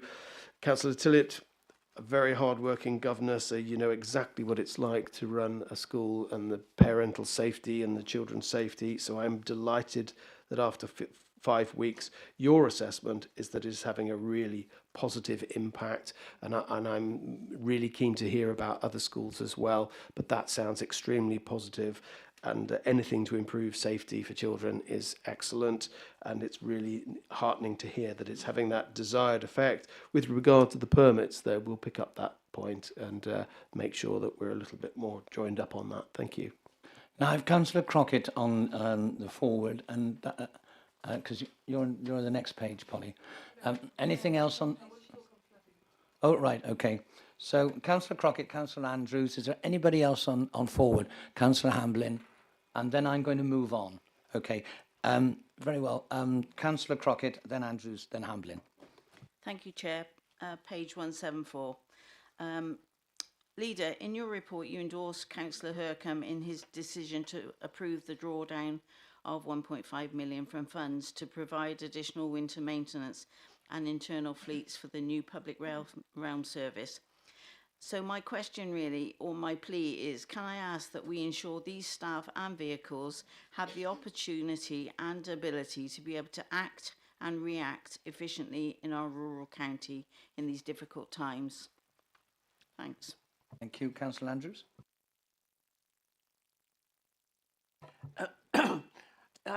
Could I say I'm glad to hear about the investment in flooding. Homer School, which you'll see is mentioned, has been flooded, I think, three times in the last few years. The cost so far of repairing all that flood damage has exceeded £15 million. And I understand that the strategy is being introduced. I've spoken to Steve Hodges about it. The sooner the better. All I'm asking is it's brought forward with as much expedition as is possible to preserve the leisure centre and Homer School from flooding yet again. And also, we need to keep on national highways, they are this week, aren't they? To keep the drains and culverts on the A49 clear. Thank you. Councillor Hamblin. Thank you, Chair. Leader, mine's very brief. Following a parish council meeting earlier this week, I received an email yesterday morning, which I will read. At the parish council, it was noted that the contractors have been doing drainage works across the parish. The parish council has asked that you pass on their thanks. That's it. Leader. Thank you very much. Councillor Crockett, forgive me, I'm not entirely clear on what the question is. Could you have another go to explain what you mean? Sorry, it's my fault. Yeah, you know, in your report you state about the electric vehicles that we're going to be purchasing and using. And my concern is with this rural and possibly restricted in electric vehicle charging situation, we're not going to be able to manage to use electric vehicles in our rurality. Okay, now I understand. Thank you very much. The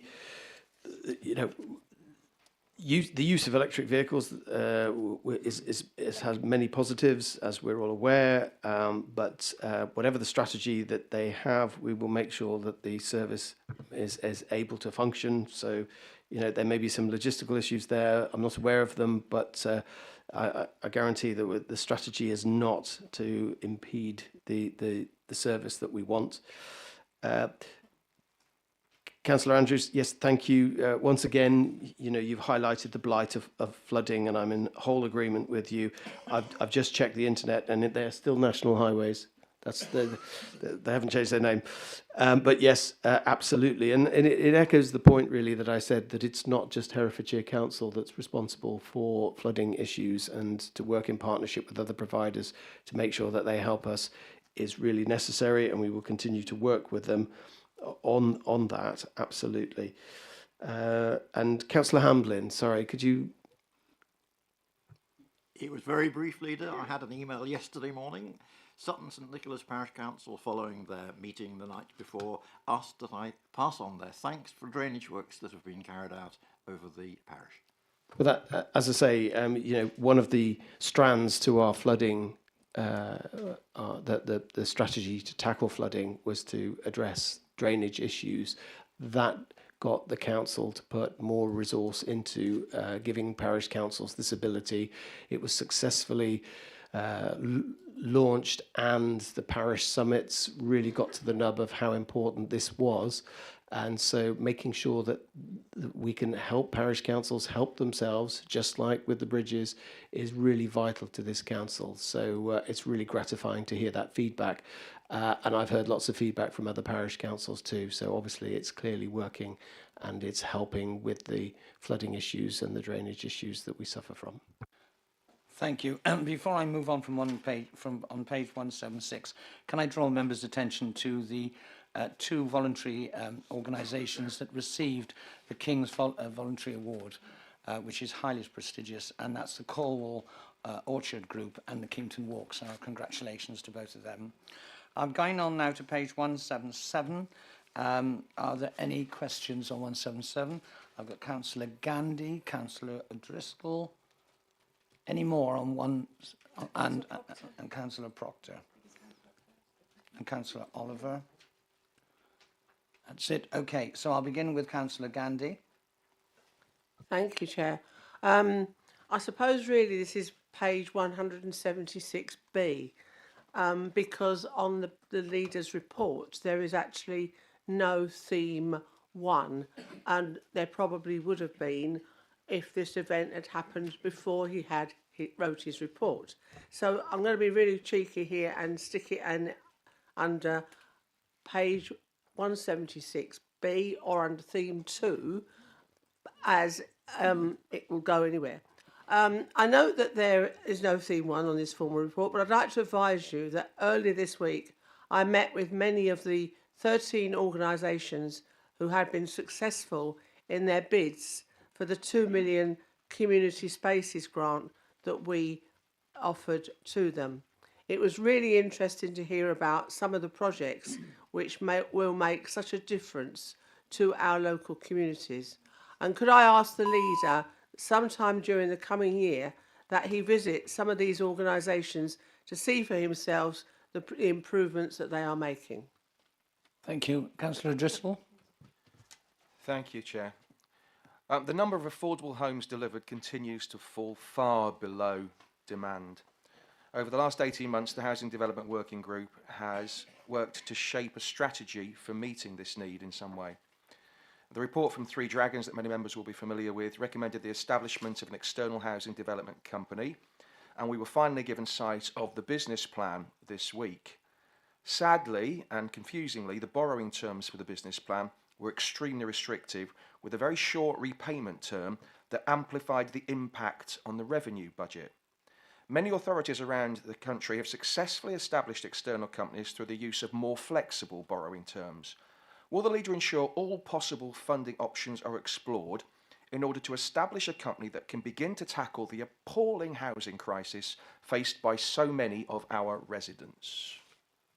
Thank you. Councillor Proctor. At the last council meeting, I asked the leader 3 questions about the delivery of social housing, and he started his answer by saying, "You say social housing, we say affordable housing." But he should know that the 2 terms are not synonymous. Social housing is one of the tenures that is included within affordable housing, but it is of particularly low rent because it's regulated, and it's of particularly secure tenure.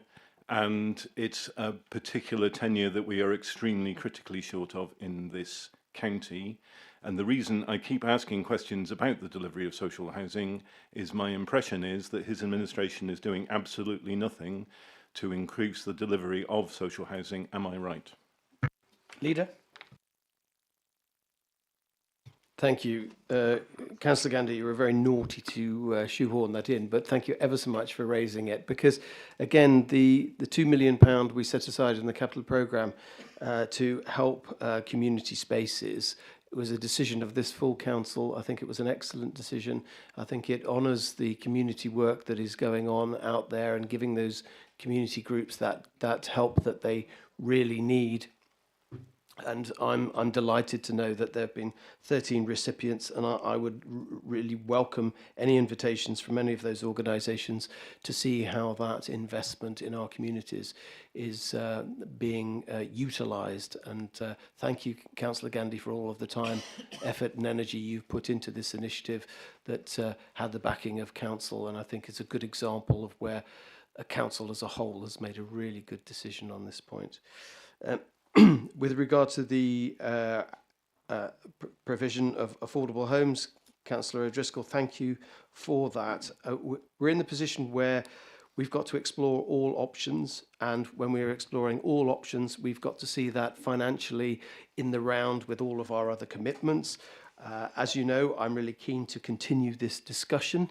It's because, again, we have to make these very key decisions for Herefordshire and make them not in isolation, but make them with regard to all of the other financial commitments that we have to make in running that those commitments. But I look forward to the cross-party working group having further discussions about this, and also to just follow on from Councillor Proctor's points. Social housing, affordable housing, we need housing for our residents, absolutely. The waiting lists are getting more and more. There is a commitment by this council and this administration to address these issues. There are many ways of addressing these issues, and we have to see it in the round. But I look forward to further discussions on that so we can clarify what it is that this council can do. The council can do anything, but it can't do everything, and we have to look at the financial position. But when we think about the pressures on people to provide housing, it will have to remain a key priority for this council, and I can't see it being any other way. Thank you. I've got Councillor Oliver now on page 177. Is there anybody other questions on 177? In which case, Councillor Oliver. Thank you, Chair. Yes, I'm talking about the right housing in the right place. In Herefordshire, we have a large retired population of ageing pensioners like myself. And the right housing that we need is bungalows. And I find that, all these new housing developments, very few bungalows are being built. I think the majority of pensioners would seek to have that sort of accommodation. Can we improve the amount of bungalows we're building in Herefordshire? Thank you. Leader? We have to ensure that we've got the right housing mix, and I fully understand why it is that you see the benefits of bungalows because of the access needs. But I don't have in front of me the information to guide you or me on the issue of how many bungalows we can provide. The issue, one of the issues, is the viability of any development.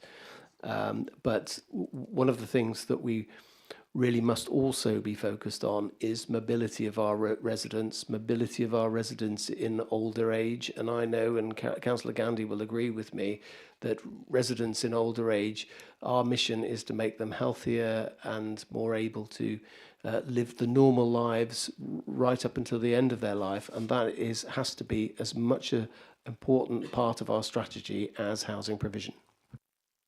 Thank you. I'm now on page 179, which is headed to the new Public Realm Service. Councillor Stark, I've got. Anybody else on this page?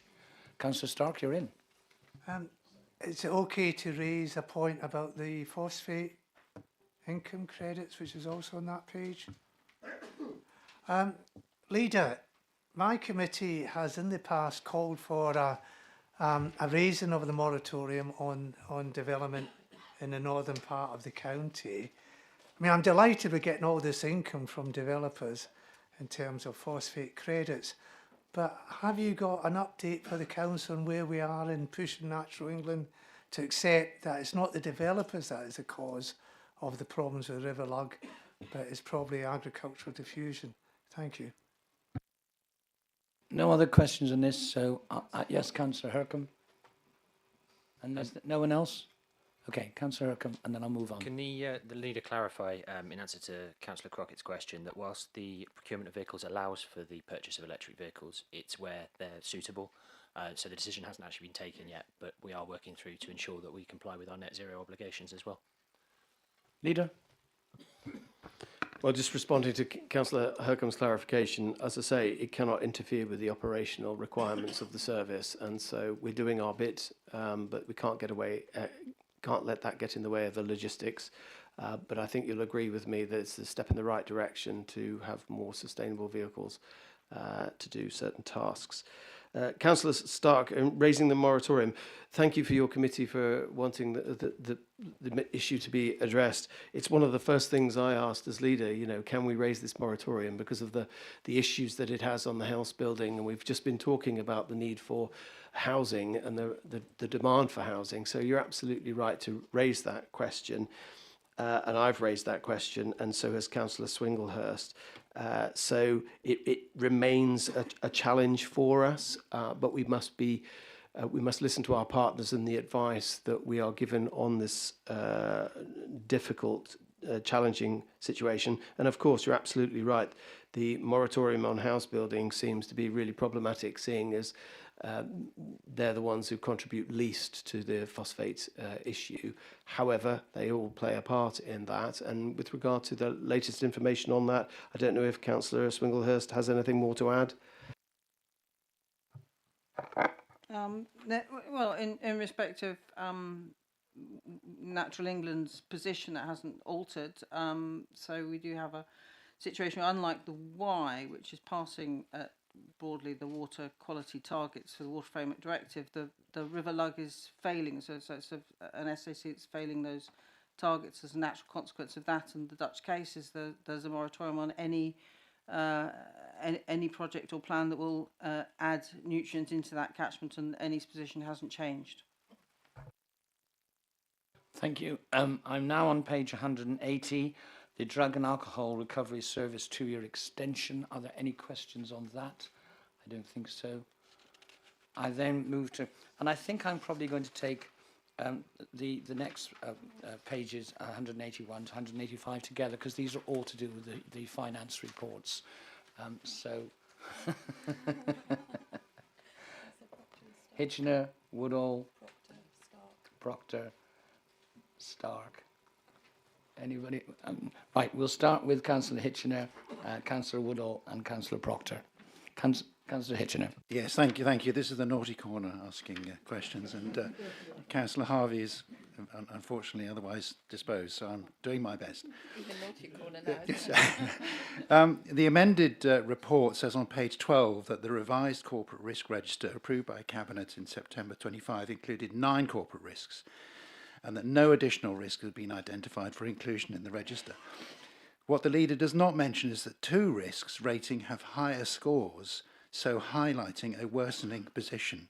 Risk 5 relates to the risk of delivery of capital and major projects within identified resources and planned time frames, resulting in significant overspend and reduced project outcomes. Would the leader explain which projects are raising concern and are at greatest risk? Thank you. Councillor Woodall. Thank you, Chair. This is on the Q2 performance report. I see that by amalgamating all those the 4 different delivery plan sections together, that only 20% of the delivery plan milestones have been completed out of the 255 at the halfway stage.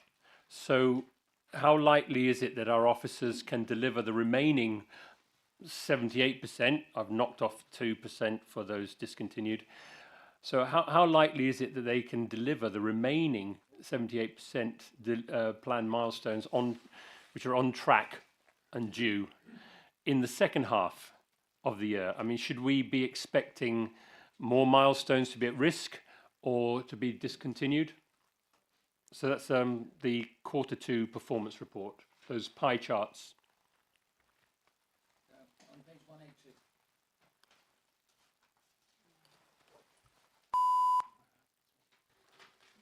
Yeah, do you want to put the question again, please, Councillor Woodall? Yeah, sure. So on those pie charts, so if you amalgamate the numbers together, only 20% of the delivery plan milestones have been completed out of 255 planned milestones at the halfway stage. So Q2, end of Q2, halfway. How likely is it that our officers can deliver the remaining 78%, because I've knocked off 2 for the discontinued? How likely is it they can deliver the remaining on track and due milestones in the second half, or are we piling too much on them? Should we expect more milestones to be at risk or discontinued? Thank you. Councillor Proctor. I have a question on the performance section, and then I have another question on budget. Can I come back for the budget, because everything else is on performance? I want to drill down into one specific milestone, which is that we continue to struggle to get sensible data and insight out of the adult social care system, but also other lines of business systems. We're going to be moving to re-procurement, but that will not solve the problem because... Why did that beep? I don't know. You keep going. That won't solve the problem because the market for local government business software is broken. The Government Digital Service has set up a scheme to interface with local government called Local GDS, And one of the things it will try to do is address the market failure. Can the leader assure us that council staff and Hoople staff will be committed to work with the local GDS before we go to procurement? Thank you. Leader, can you come back on those three, please? Where do you want me to start? The naughty corner? Yeah, well, Councillor Hitchens was first. Right, okay. No. Thank you for the question. Yeah, I mean, I've attended training courses on risk, and the need to make sure that the risk is properly evaluated is really important. But just because you highlight the risk, it doesn't mean to say that something goes catastrophically wrong. What you're wanting to do is to make sure you've properly allocated the risk that you've identified. So we're talking about the overall impact rather than individual risks, and that's what the risk register is there to reflect. All projects have issues, snagging, delays, all of those things, but what we are really keen to do is to make sure we've got a risk register that fully evaluates and highlights the fact that there will be these issues, and that's why you have a robust risk strategy, because it identifies that possibility. With regard to the performance, I think the Councillor Woodall, with the performance, you're looking at a snapshot in time, and you're looking at performance in terms of what has been delivered so far. But some of those performances indicators are requiring something to be done by the end of the year. So because of that, there's the danger that it looks like, oh, you haven't done all of this, so you're never going to do it. But I think the nature of quarterly reporting may also sometimes give a false picture. So, you know, the best way, I mean, I always think of performance as a bit like a forecast. You know, you want to go on holiday, you know, you're thinking about going next week, you go in the week after. What's the best weather going to be? Well, here's the forecast. However, you'll only know whether you had a great time is after you've been and you know what the weather was. So they're indicative, but they're not necessarily a measure of what actually happened in the end. So I think they're a very useful way of predicting the weather, but what we're looking for is the delivery by the end of the year. And that's the purpose of having a delivery plan. You can say at the end of the year, at the end, final quarter, how well we've done financially in performance, and that's what really matters. And then Councillor Proctor, it's my birthday today, so humour me. Can you just, you're talking about government data and then the frustration about getting the right data for scrutiny and analysis. I followed that. Happy birthday. Thank you. My specific ask is the government has set up a scheme to provide resource and coordination between the government's digital resources and local government, but that will only help if we allocate some staff time, and it will presumably have to be some council staff and some Hoople staff to engage fully with that process. So will you commit to that? Absolutely. And I mean, again, a strength where we really, an area where we really needed to strengthen, and this word has been used to mean many things, but digital transformation is absolutely key to not only improving our services, but to being more efficient and to drive down costs. We've grasped the nettle on that one, and we're making great progress with a new appointee to show us the light on that one. But again, we can't do this in isolation. We need government guidance and help and support, and we will grasp that nettle as equally and as eagerly as we are wanting to transform our services. Thank you. Now I've got Councillor Stark and Councillor Proctor. Are there any more questions on this report? Not seeing any more. So Councillor Stark, Councillor Proctor, and then the matter will draw this item to a close. Councillor Stark. Yeah, thank you, Chair. Leader, you will know from our discussions in SMB that we've been pushing for an outcomes-based performance delivery plan rather than one that's just activity-based. Can you come up with a RAG status that is not activity-based but is outcome-based? Because I would be very interested to know whether all this green in the performance delivery plan would actually still be green if you're looking at the impact of what we were delivering to residents as a whole. Thank you. Councillor Proctor. My final question is related to the budget. From news reports, I'm sure everybody is aware that several changes to business rates are having significant and quite worrying impact on small businesses of different sorts across the county. As we move through preparing the budget, will the council be able to provide an assessment of the impact of these changes on different parts of the economy, so that we can have a look at what's really happening in that case? Councillor James. Yeah, I want to follow up on that. I mean, it wasn't apparent to many small businesses in our, especially market towns and smaller towns and businesses, the implications of the budget for some days after the budget.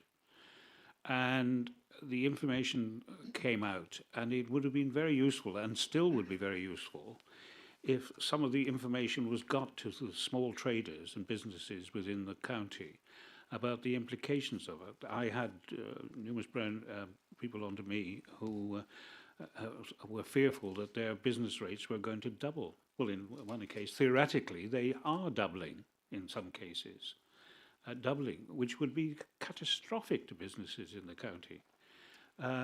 Now, there is a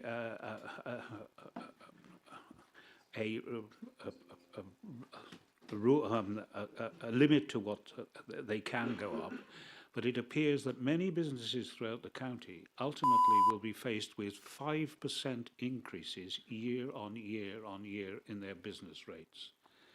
Now, that is going to be very difficult, especially for the small traders and shopkeepers within the county, who many of who will come now under the control of under the auspices of business rates, where they've been done that.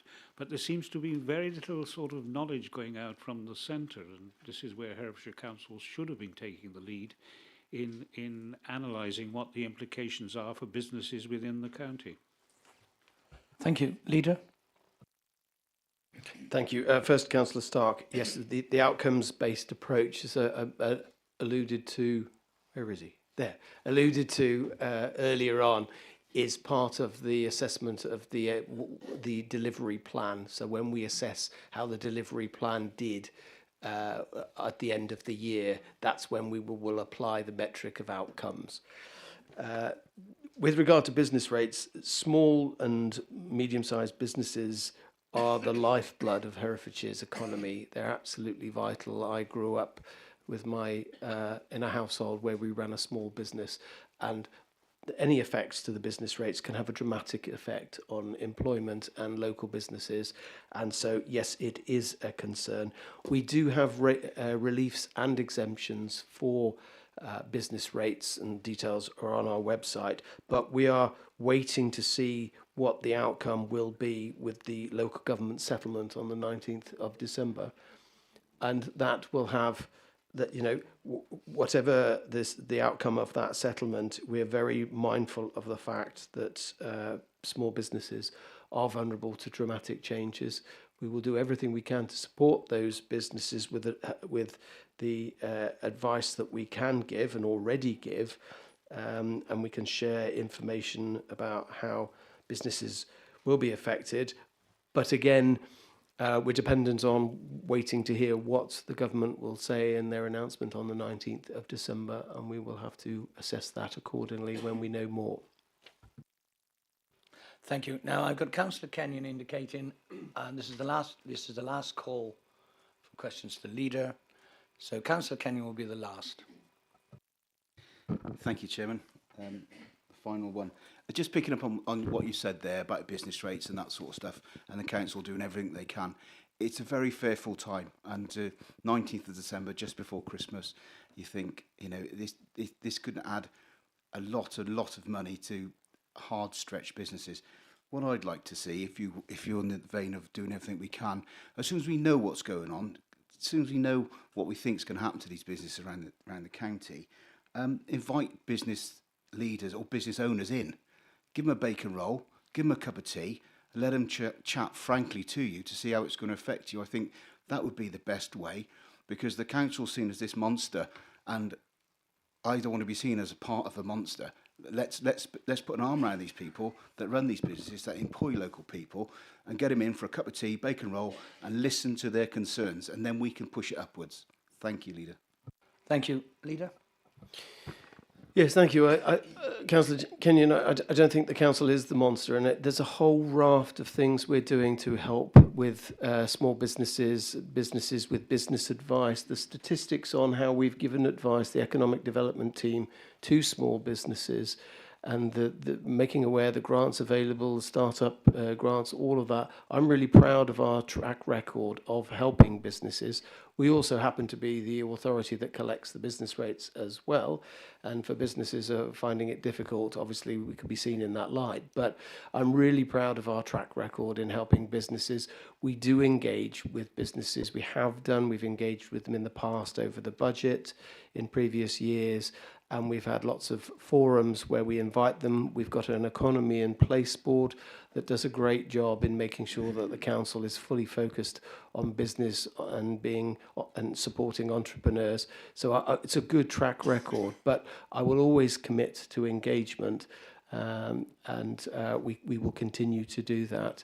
But we wait to see what the outcome of the local government settlement is with trepidation. Thank you.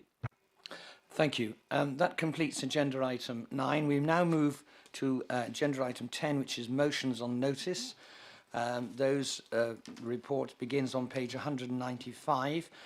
Can I draw your attention to under the good biological, on the biodiversity clause, it should read good biological health, not heath, which I'm sure those of you that are earnest had spotted. And also there's a summary of the previous motions as well. I will now therefore call on Councillor Swindlehurst to propose the motion. Councillor Swindlehurst. Thank you, Mr. Chairman. So I'm bringing this notice of motion as a way of inviting us all to own personally and collectively this charter for the Wye and tributaries. In his book, Is a River Alive?, Robert Macfarlane wrote, "We now take it for granted that we take rivers for granted. It is normalised that a corporation is an entity with legal standing and a suite of rights, but that a river who has flowed for 1,000 years has no rights at all. Our rivers are now tightly bound by the logics of objectification and extraction. Strong forces will be required to release older, more complex river meanings from their impoundment and to reanimate our relationship with these vast, mysterious presences whose landscape we share." There's been a lot of focus on the River Wye. This is a river that is loved. It is loved by the army of citizen scientists testing her tributaries, by the anglers, canoeists, rowers, paddleboarders, wild swimmers and walkers who spend time with her, loved by parents, children, poets, artists, even councillors, anyone who senses a connection. The naturalist Alexander von Humboldt wrote that nature is a living whole, a web in which everything is connected. In that sense, what happens to the river happens to us. And to my mind, there is no future in a relationship with the natural world based on ascendancy and not codependency and connectedness. The principle of a charter for the river stems from thinking or rethinking about that relationship. It has been crafted by a group of volunteers drawn from the two major stakeholder groups, the River Wye Nutrient Management Board and the Wye Catchment Partnership, and included the voice of the Wye, Dr. Louise Bodnar. In writing about the Charter and trying to articulate the notion of inherent rights, I was constantly reminded of the lines from the Declaration of Independence. We hold these truths to be self-evident, that all men are created equal, that they are endowed by their Creator with certain unalienable rights. The rights expressed in the Charter are self-evident, and the Charter is the conscious acknowledgement of that. But it is not a magic wand. What it does not do is give a series of unqualified rights which will override current council policies and plans. Hopefully it may influence and guide, much as the Climate and Ecological Emergency Declaration. It is not granting legal personhood, but it does pose a question about how it will influence and how it will be implemented. We are not dragged to this point, but have found our own way here. I hope that we will continue the journey. In the words of Dorothy Fields, it's not where you start, it's where you finish. This is a start. The hope and intention is that this charter will be supported by other local authorities in the catchment and perhaps in other catchments, that the national landscape will support it, that it will become a touchstone for thinking and reflecting on the river, on our relationship with the river and with nature, that it will find a place in schools and village halls, parish councils, environmental campaign groups, businesses and homes throughout the catchment. In short, that it finds a place everywhere with everyone who is prepared to reanimate their relationship with the river. Thank you. Thank you. Now, Councillor Stark, you can second. Do you want a second now or later? Later, please, and I will certainly not be as eloquent as Councillor Swinglehurst. Well, we'll be looking forward to some very good quotes. I got Councillor Highfield. Is there anybody else? I'm sure there must be. Councillor Proctor, Councillor Simmons, Councillor Mason, Stockard. Yeah. Well, he's speaking all the time. He's in my eye. Okay, let's. Councillor James, hang on. We'll get through that bit, and then I'll ask again. Councillor Highfield. Thank you, Mr. Chairman, and I'd like to congratulate Councillor Swinglehurst on coming up with this motion. I support it, but I'd like to mention that it's got a hint of spiritual in it, and I'm not spiritual in any way whatsoever. So I'd like to highlight the practical in this. And this river, which I love, and I suppose that's a bit spiritual, is critically important to us in a practical sense for the health of the environment in our county, for tourism, for the mental well-being of people who find it a good place to walk and to fish and to use it for things. So to move on from those spiritual features of this, I think we mustn't forget how practical it is to the well-being of this county. Thank you. Thank you. I've now got Councillor Proctor, then Councillor Simmons, and then Councillor Mason. Councillor Proctor. Thank you. I don't think anyone in the chamber doubts the sincerity of Councillor Swinglehurst on this issue, and I recognise the huge amount of work and thought that has gone into drafting this charter. There is something of an irony that Councillor Swinglehurst finds herself in a position of, as a Conservative councillor, proposing to extend rights to a river at a time when the Conservative Party wishes to take rights away from human beings.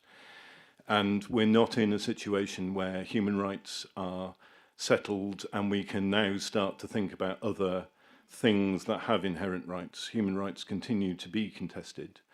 Councillor Swinglehurst talks about businesses having rights, but they do not have, and we do not imagine they have rights that are inherent to them. They are creatures of our society, and we may write them into law and write them out of law, but we have no concept that a business has inherent rights in the same way as a human being. I grew up in Hereford, and I lived most of my life either in Hereford or other parts of the river, and I feel deeply strongly about the protection of the river. And I think all of the actions that underpin this statement of rights are absolutely things that we should be working on. And I recognise that this is being seconded by Councillor Stark, who's in my own party, and I have a lot of respect for him, as well as Councillor Swinglehurst on this. And I could have just kept my head down, but I feel that the rights-based approach is the wrong approach to take, and for that reason, and only that reason, I cannot support this motion. Thank you. Councillor Simmons. Thank you, Chair, and thank you to Councillor Swinglehurst for bringing this, and as has already been said, speaking so eloquently. I'd like to thank her for the River Conference as well that has recently happened and was extremely well attended and came out with some fantastic points.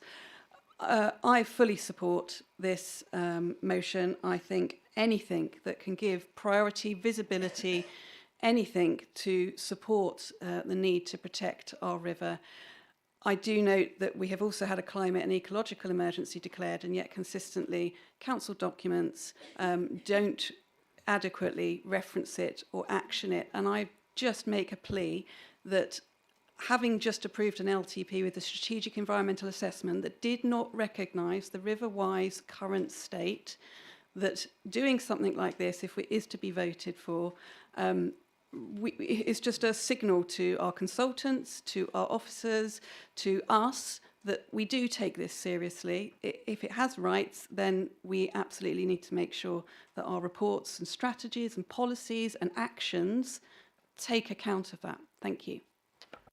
Thank you. I've now got Councillor Mason, then Councillor Stollard, and then Councillor James, and then Councillor Lester. Councillor Mason. This is going to be one of the most difficult arguments I've ever tried to make, and after the wonderful argument articulated by Councillor Swinglehurst, it will be more difficult, although Councillor Proctor has helped me by leading the way. I'm going to vote against this, and the reason is not because of any lack of love for the river. Maybe it is precisely because I too agree with that love that I feel that here I can say what I'm going to try and articulate. I simply don't think that this charter helps us. Our world is more complicated than ever. We struggle more here and in the public as a whole with that complexity.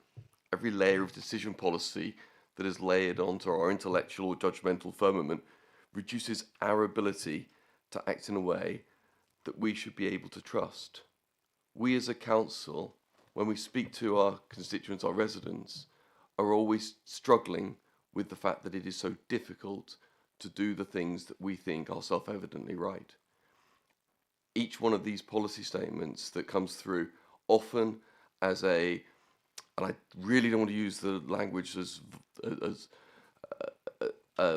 motherhood and apple pie, but it motherhood and apple pie in as much as it would seem crazy not to say yes, of course I support this, actually becomes an obstacle to the way that we make decisions. I believe in us as a body that has the interests of the river at heart. I think that layering policy statements like this, or as Councillor Proctor said, rights to every single entity makes our life more difficult in doing the right thing that we all should be able to trust ourselves to do. So I'm really sorry, Councillor Swinglehurst, but I will be voting against. Councillor Stollard. Thank you, Chair. This administration is a forward-looking one, and one which is very much aware of our responsibilities to the environment and to nature. This motion is a clear demonstration of Herefordshire Council taking the lead on this issue, and I would like to thank and congratulate my colleague Councillor Swinglehurst for her hard work in bringing this motion today. And I can say that I very much firmly am in support of this, and thank you. Councillor James. Yeah, thank you. I mean, I think this is virtuous, and to a certain extent it's virtue signalling. I agree with both my colleagues Stark and Proctor. There's an element of truth in what both they're saying. Is it going to make a difference? It's not going to make a blind bit of difference. You know, it's not going to be. Nothing is going to change because of this. We can feel comfortable. We can feel, oh, we've done a good job, but in the end, we've done nothing. We've said that we believe in goodness, we believe in virtue, we believe in all sorts of things, but unless we actually practically can or have the right to do things about it, it's irrelevant.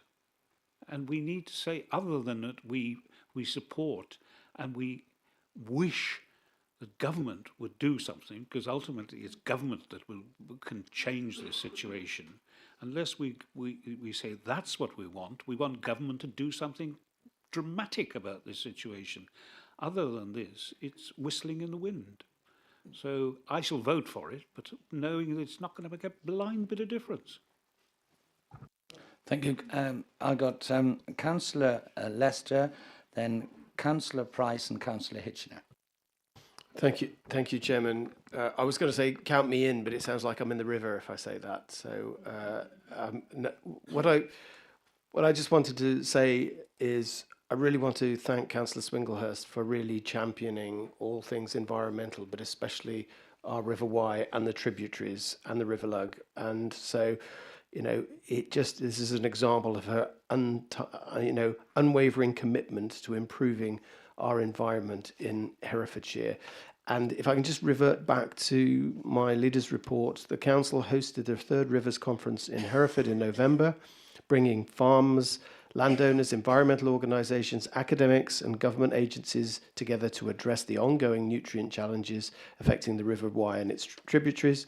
The day-long event featured updates on the local restoration projects, national research findings, practical pilot schemes aimed at reducing phosphate levels through sustainable land management and innovative farming practices. So we're really highlighting of all the positive things that are happening to improve the watercourses. And as I say, I really want to thank Councillor Swinglehurst for bringing us all together and being laser focused on this issue. And the idea of having a charter will really help focus the mind of the executive. So I'm in support of the motion, so it will give the executive the opportunity to really focus on all of the issues that we have in front of us so it can inform their decision making. Thank you. Thank you. I've got Councillor Price, Councillor Hitchener, Councillor Fagan and Councillor Oliver. Councillor Price? Yes, thank you, Chairman. I've had a love-hate relationship with the River Wye for 75 years, and I walk by the banks quite often, and I own part of the riverbed. So tomorrow morning when I walk up the side of the river, going to have a look at a few stock, I will ask the river what he thinks about its new rights, and I don't suspect I will get any response. But my problem is I will support this, not for any other good reason. It's, you know, it's a nice thing to have, but definitely not if any future individual or organisation takes this right for the river in a context in which this is not put forward. I will not support it in that context because there are lots of people, whether it's to do with climate change, to do with wokery or ever anything else. I do not want this right to be interpreted anything other than the river has a right to run its course. Thank you. Councillor Hitchener. Yes, thank you. I appreciate the comments from Councillors Mason and Proctor, which really made me think a little bit more about this one. This motion talks about rights. In jurisprudence, you have rights, you also have obligations. If you don't have obligations, then there's an unequal position. And unfortunately, in our society, there are lots of people demanding things, their rights, rather than looking at themselves and saying, well, kind of what obligations do I have? So perhaps Councillor Swinglehurst might perhaps reflect on that and just help me how to get over that particular hurdle. Of course, this is an inanimate object, so it's not quite so easy, not quite so black and white to have rights and obligations, but perhaps she might reflect on that a little bit to help me to decide how to vote. Thank you. Councillor Fagan. Thank you. And I support this motion from Councillor Swinglehurst, and I thank her for her commitment to the river. I would recommend that any sceptics read Robert Macfarlane's book, Is a River Alive? It's a very good read, and it's very thought-provoking and may sort of invoke some more spiritual approach to life around us. I live along the Gamba Brook, and that is one of the tributaries of the River Wye. Often I feel that the Gamba Brook is ignored, dismissed, and is just a sort of bit of water that traverses through the ward. I would certainly like to have more rights recognised on the Gamba. I think it would be really good if we are going to have these sorts of motions that we acknowledge in our key strategy documents that actually these issues exist, that the River Wye is in a really, really detrimental state. There is science to back that. It's not just a spiritual approach to this. So let's make sure that our documents, like transport documents, actually acknowledge the environmental catastrophe that we are actually experiencing here in Herefordshire. Thank you. I'm conscious of time, so I'm now going to call on Councillor Oliver, Councillor Gennard, then I'm going to come to Councillor Stark, and then Councillor Swinglehurst. Councillor Oliver. Thank you, Chair. Yeah, I think we ought to be talking about the obligation on us as a council and individually to to maintain the Wye and the biodiversity within that. We need to find solutions to the problems that are causing the fall in biodiversity. I mean, my understanding is one of the main problems is the runoff of phosphates into the river from farmland. When I worked on a farm in the 1960s, which is a 100 acre, had a herd of 100 pedigree Ayrshire cows. The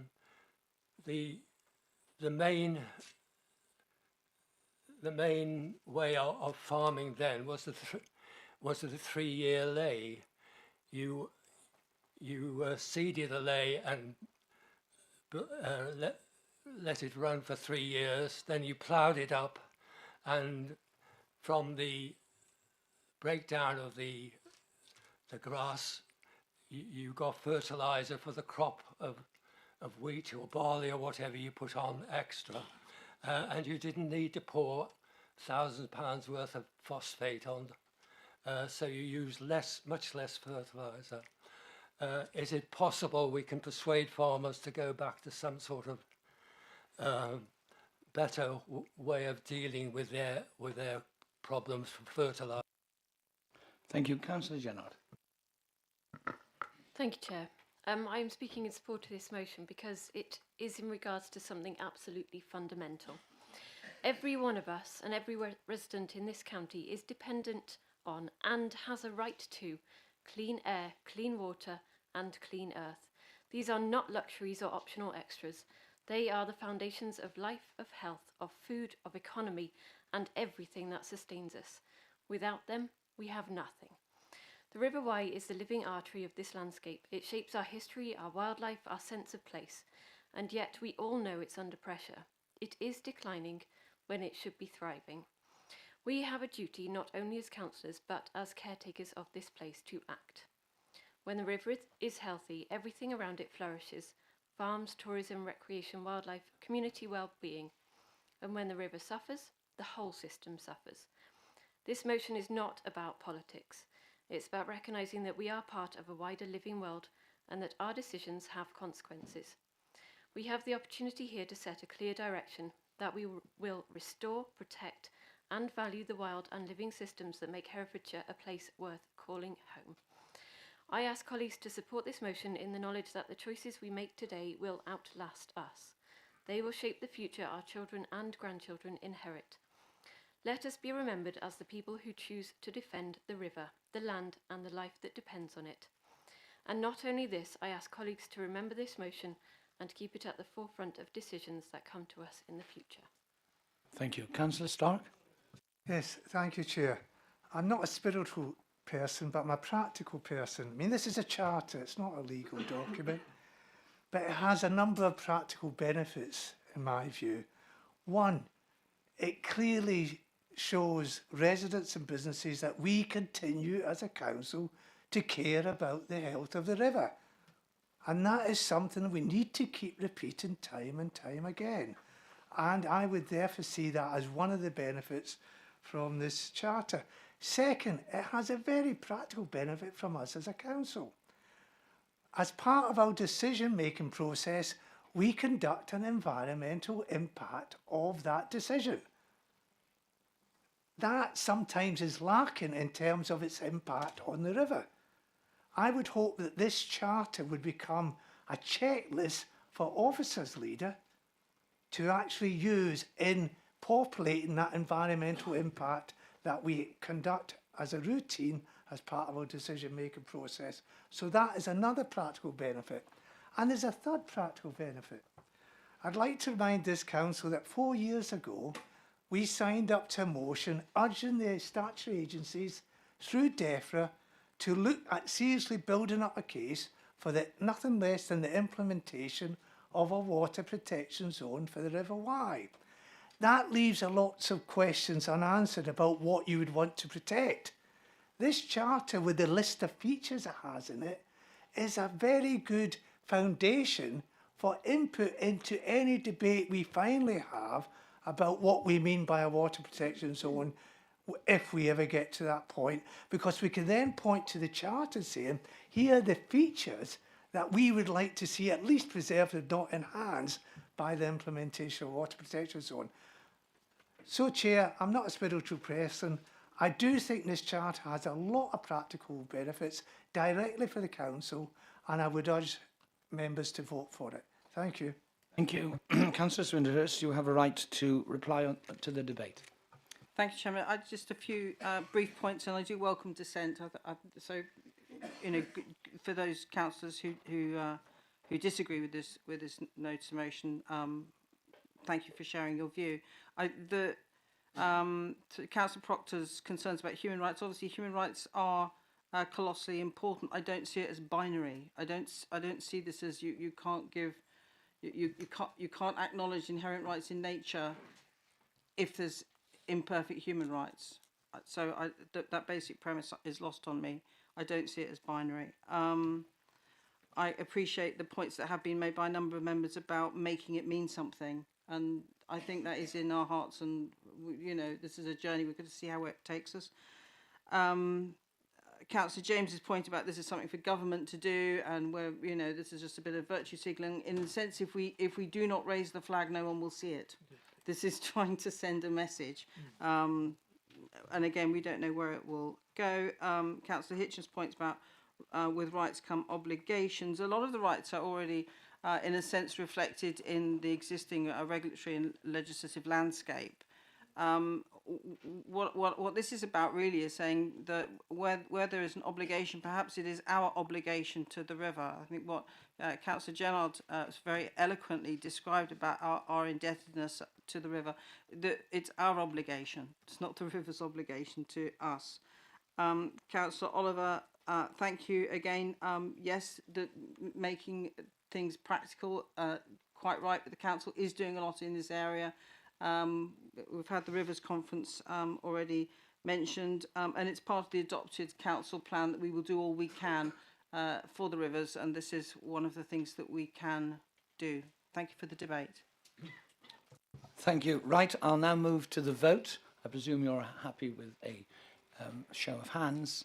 So the motion is before you there. All those in favour, please show. Thank you. Are there any any against?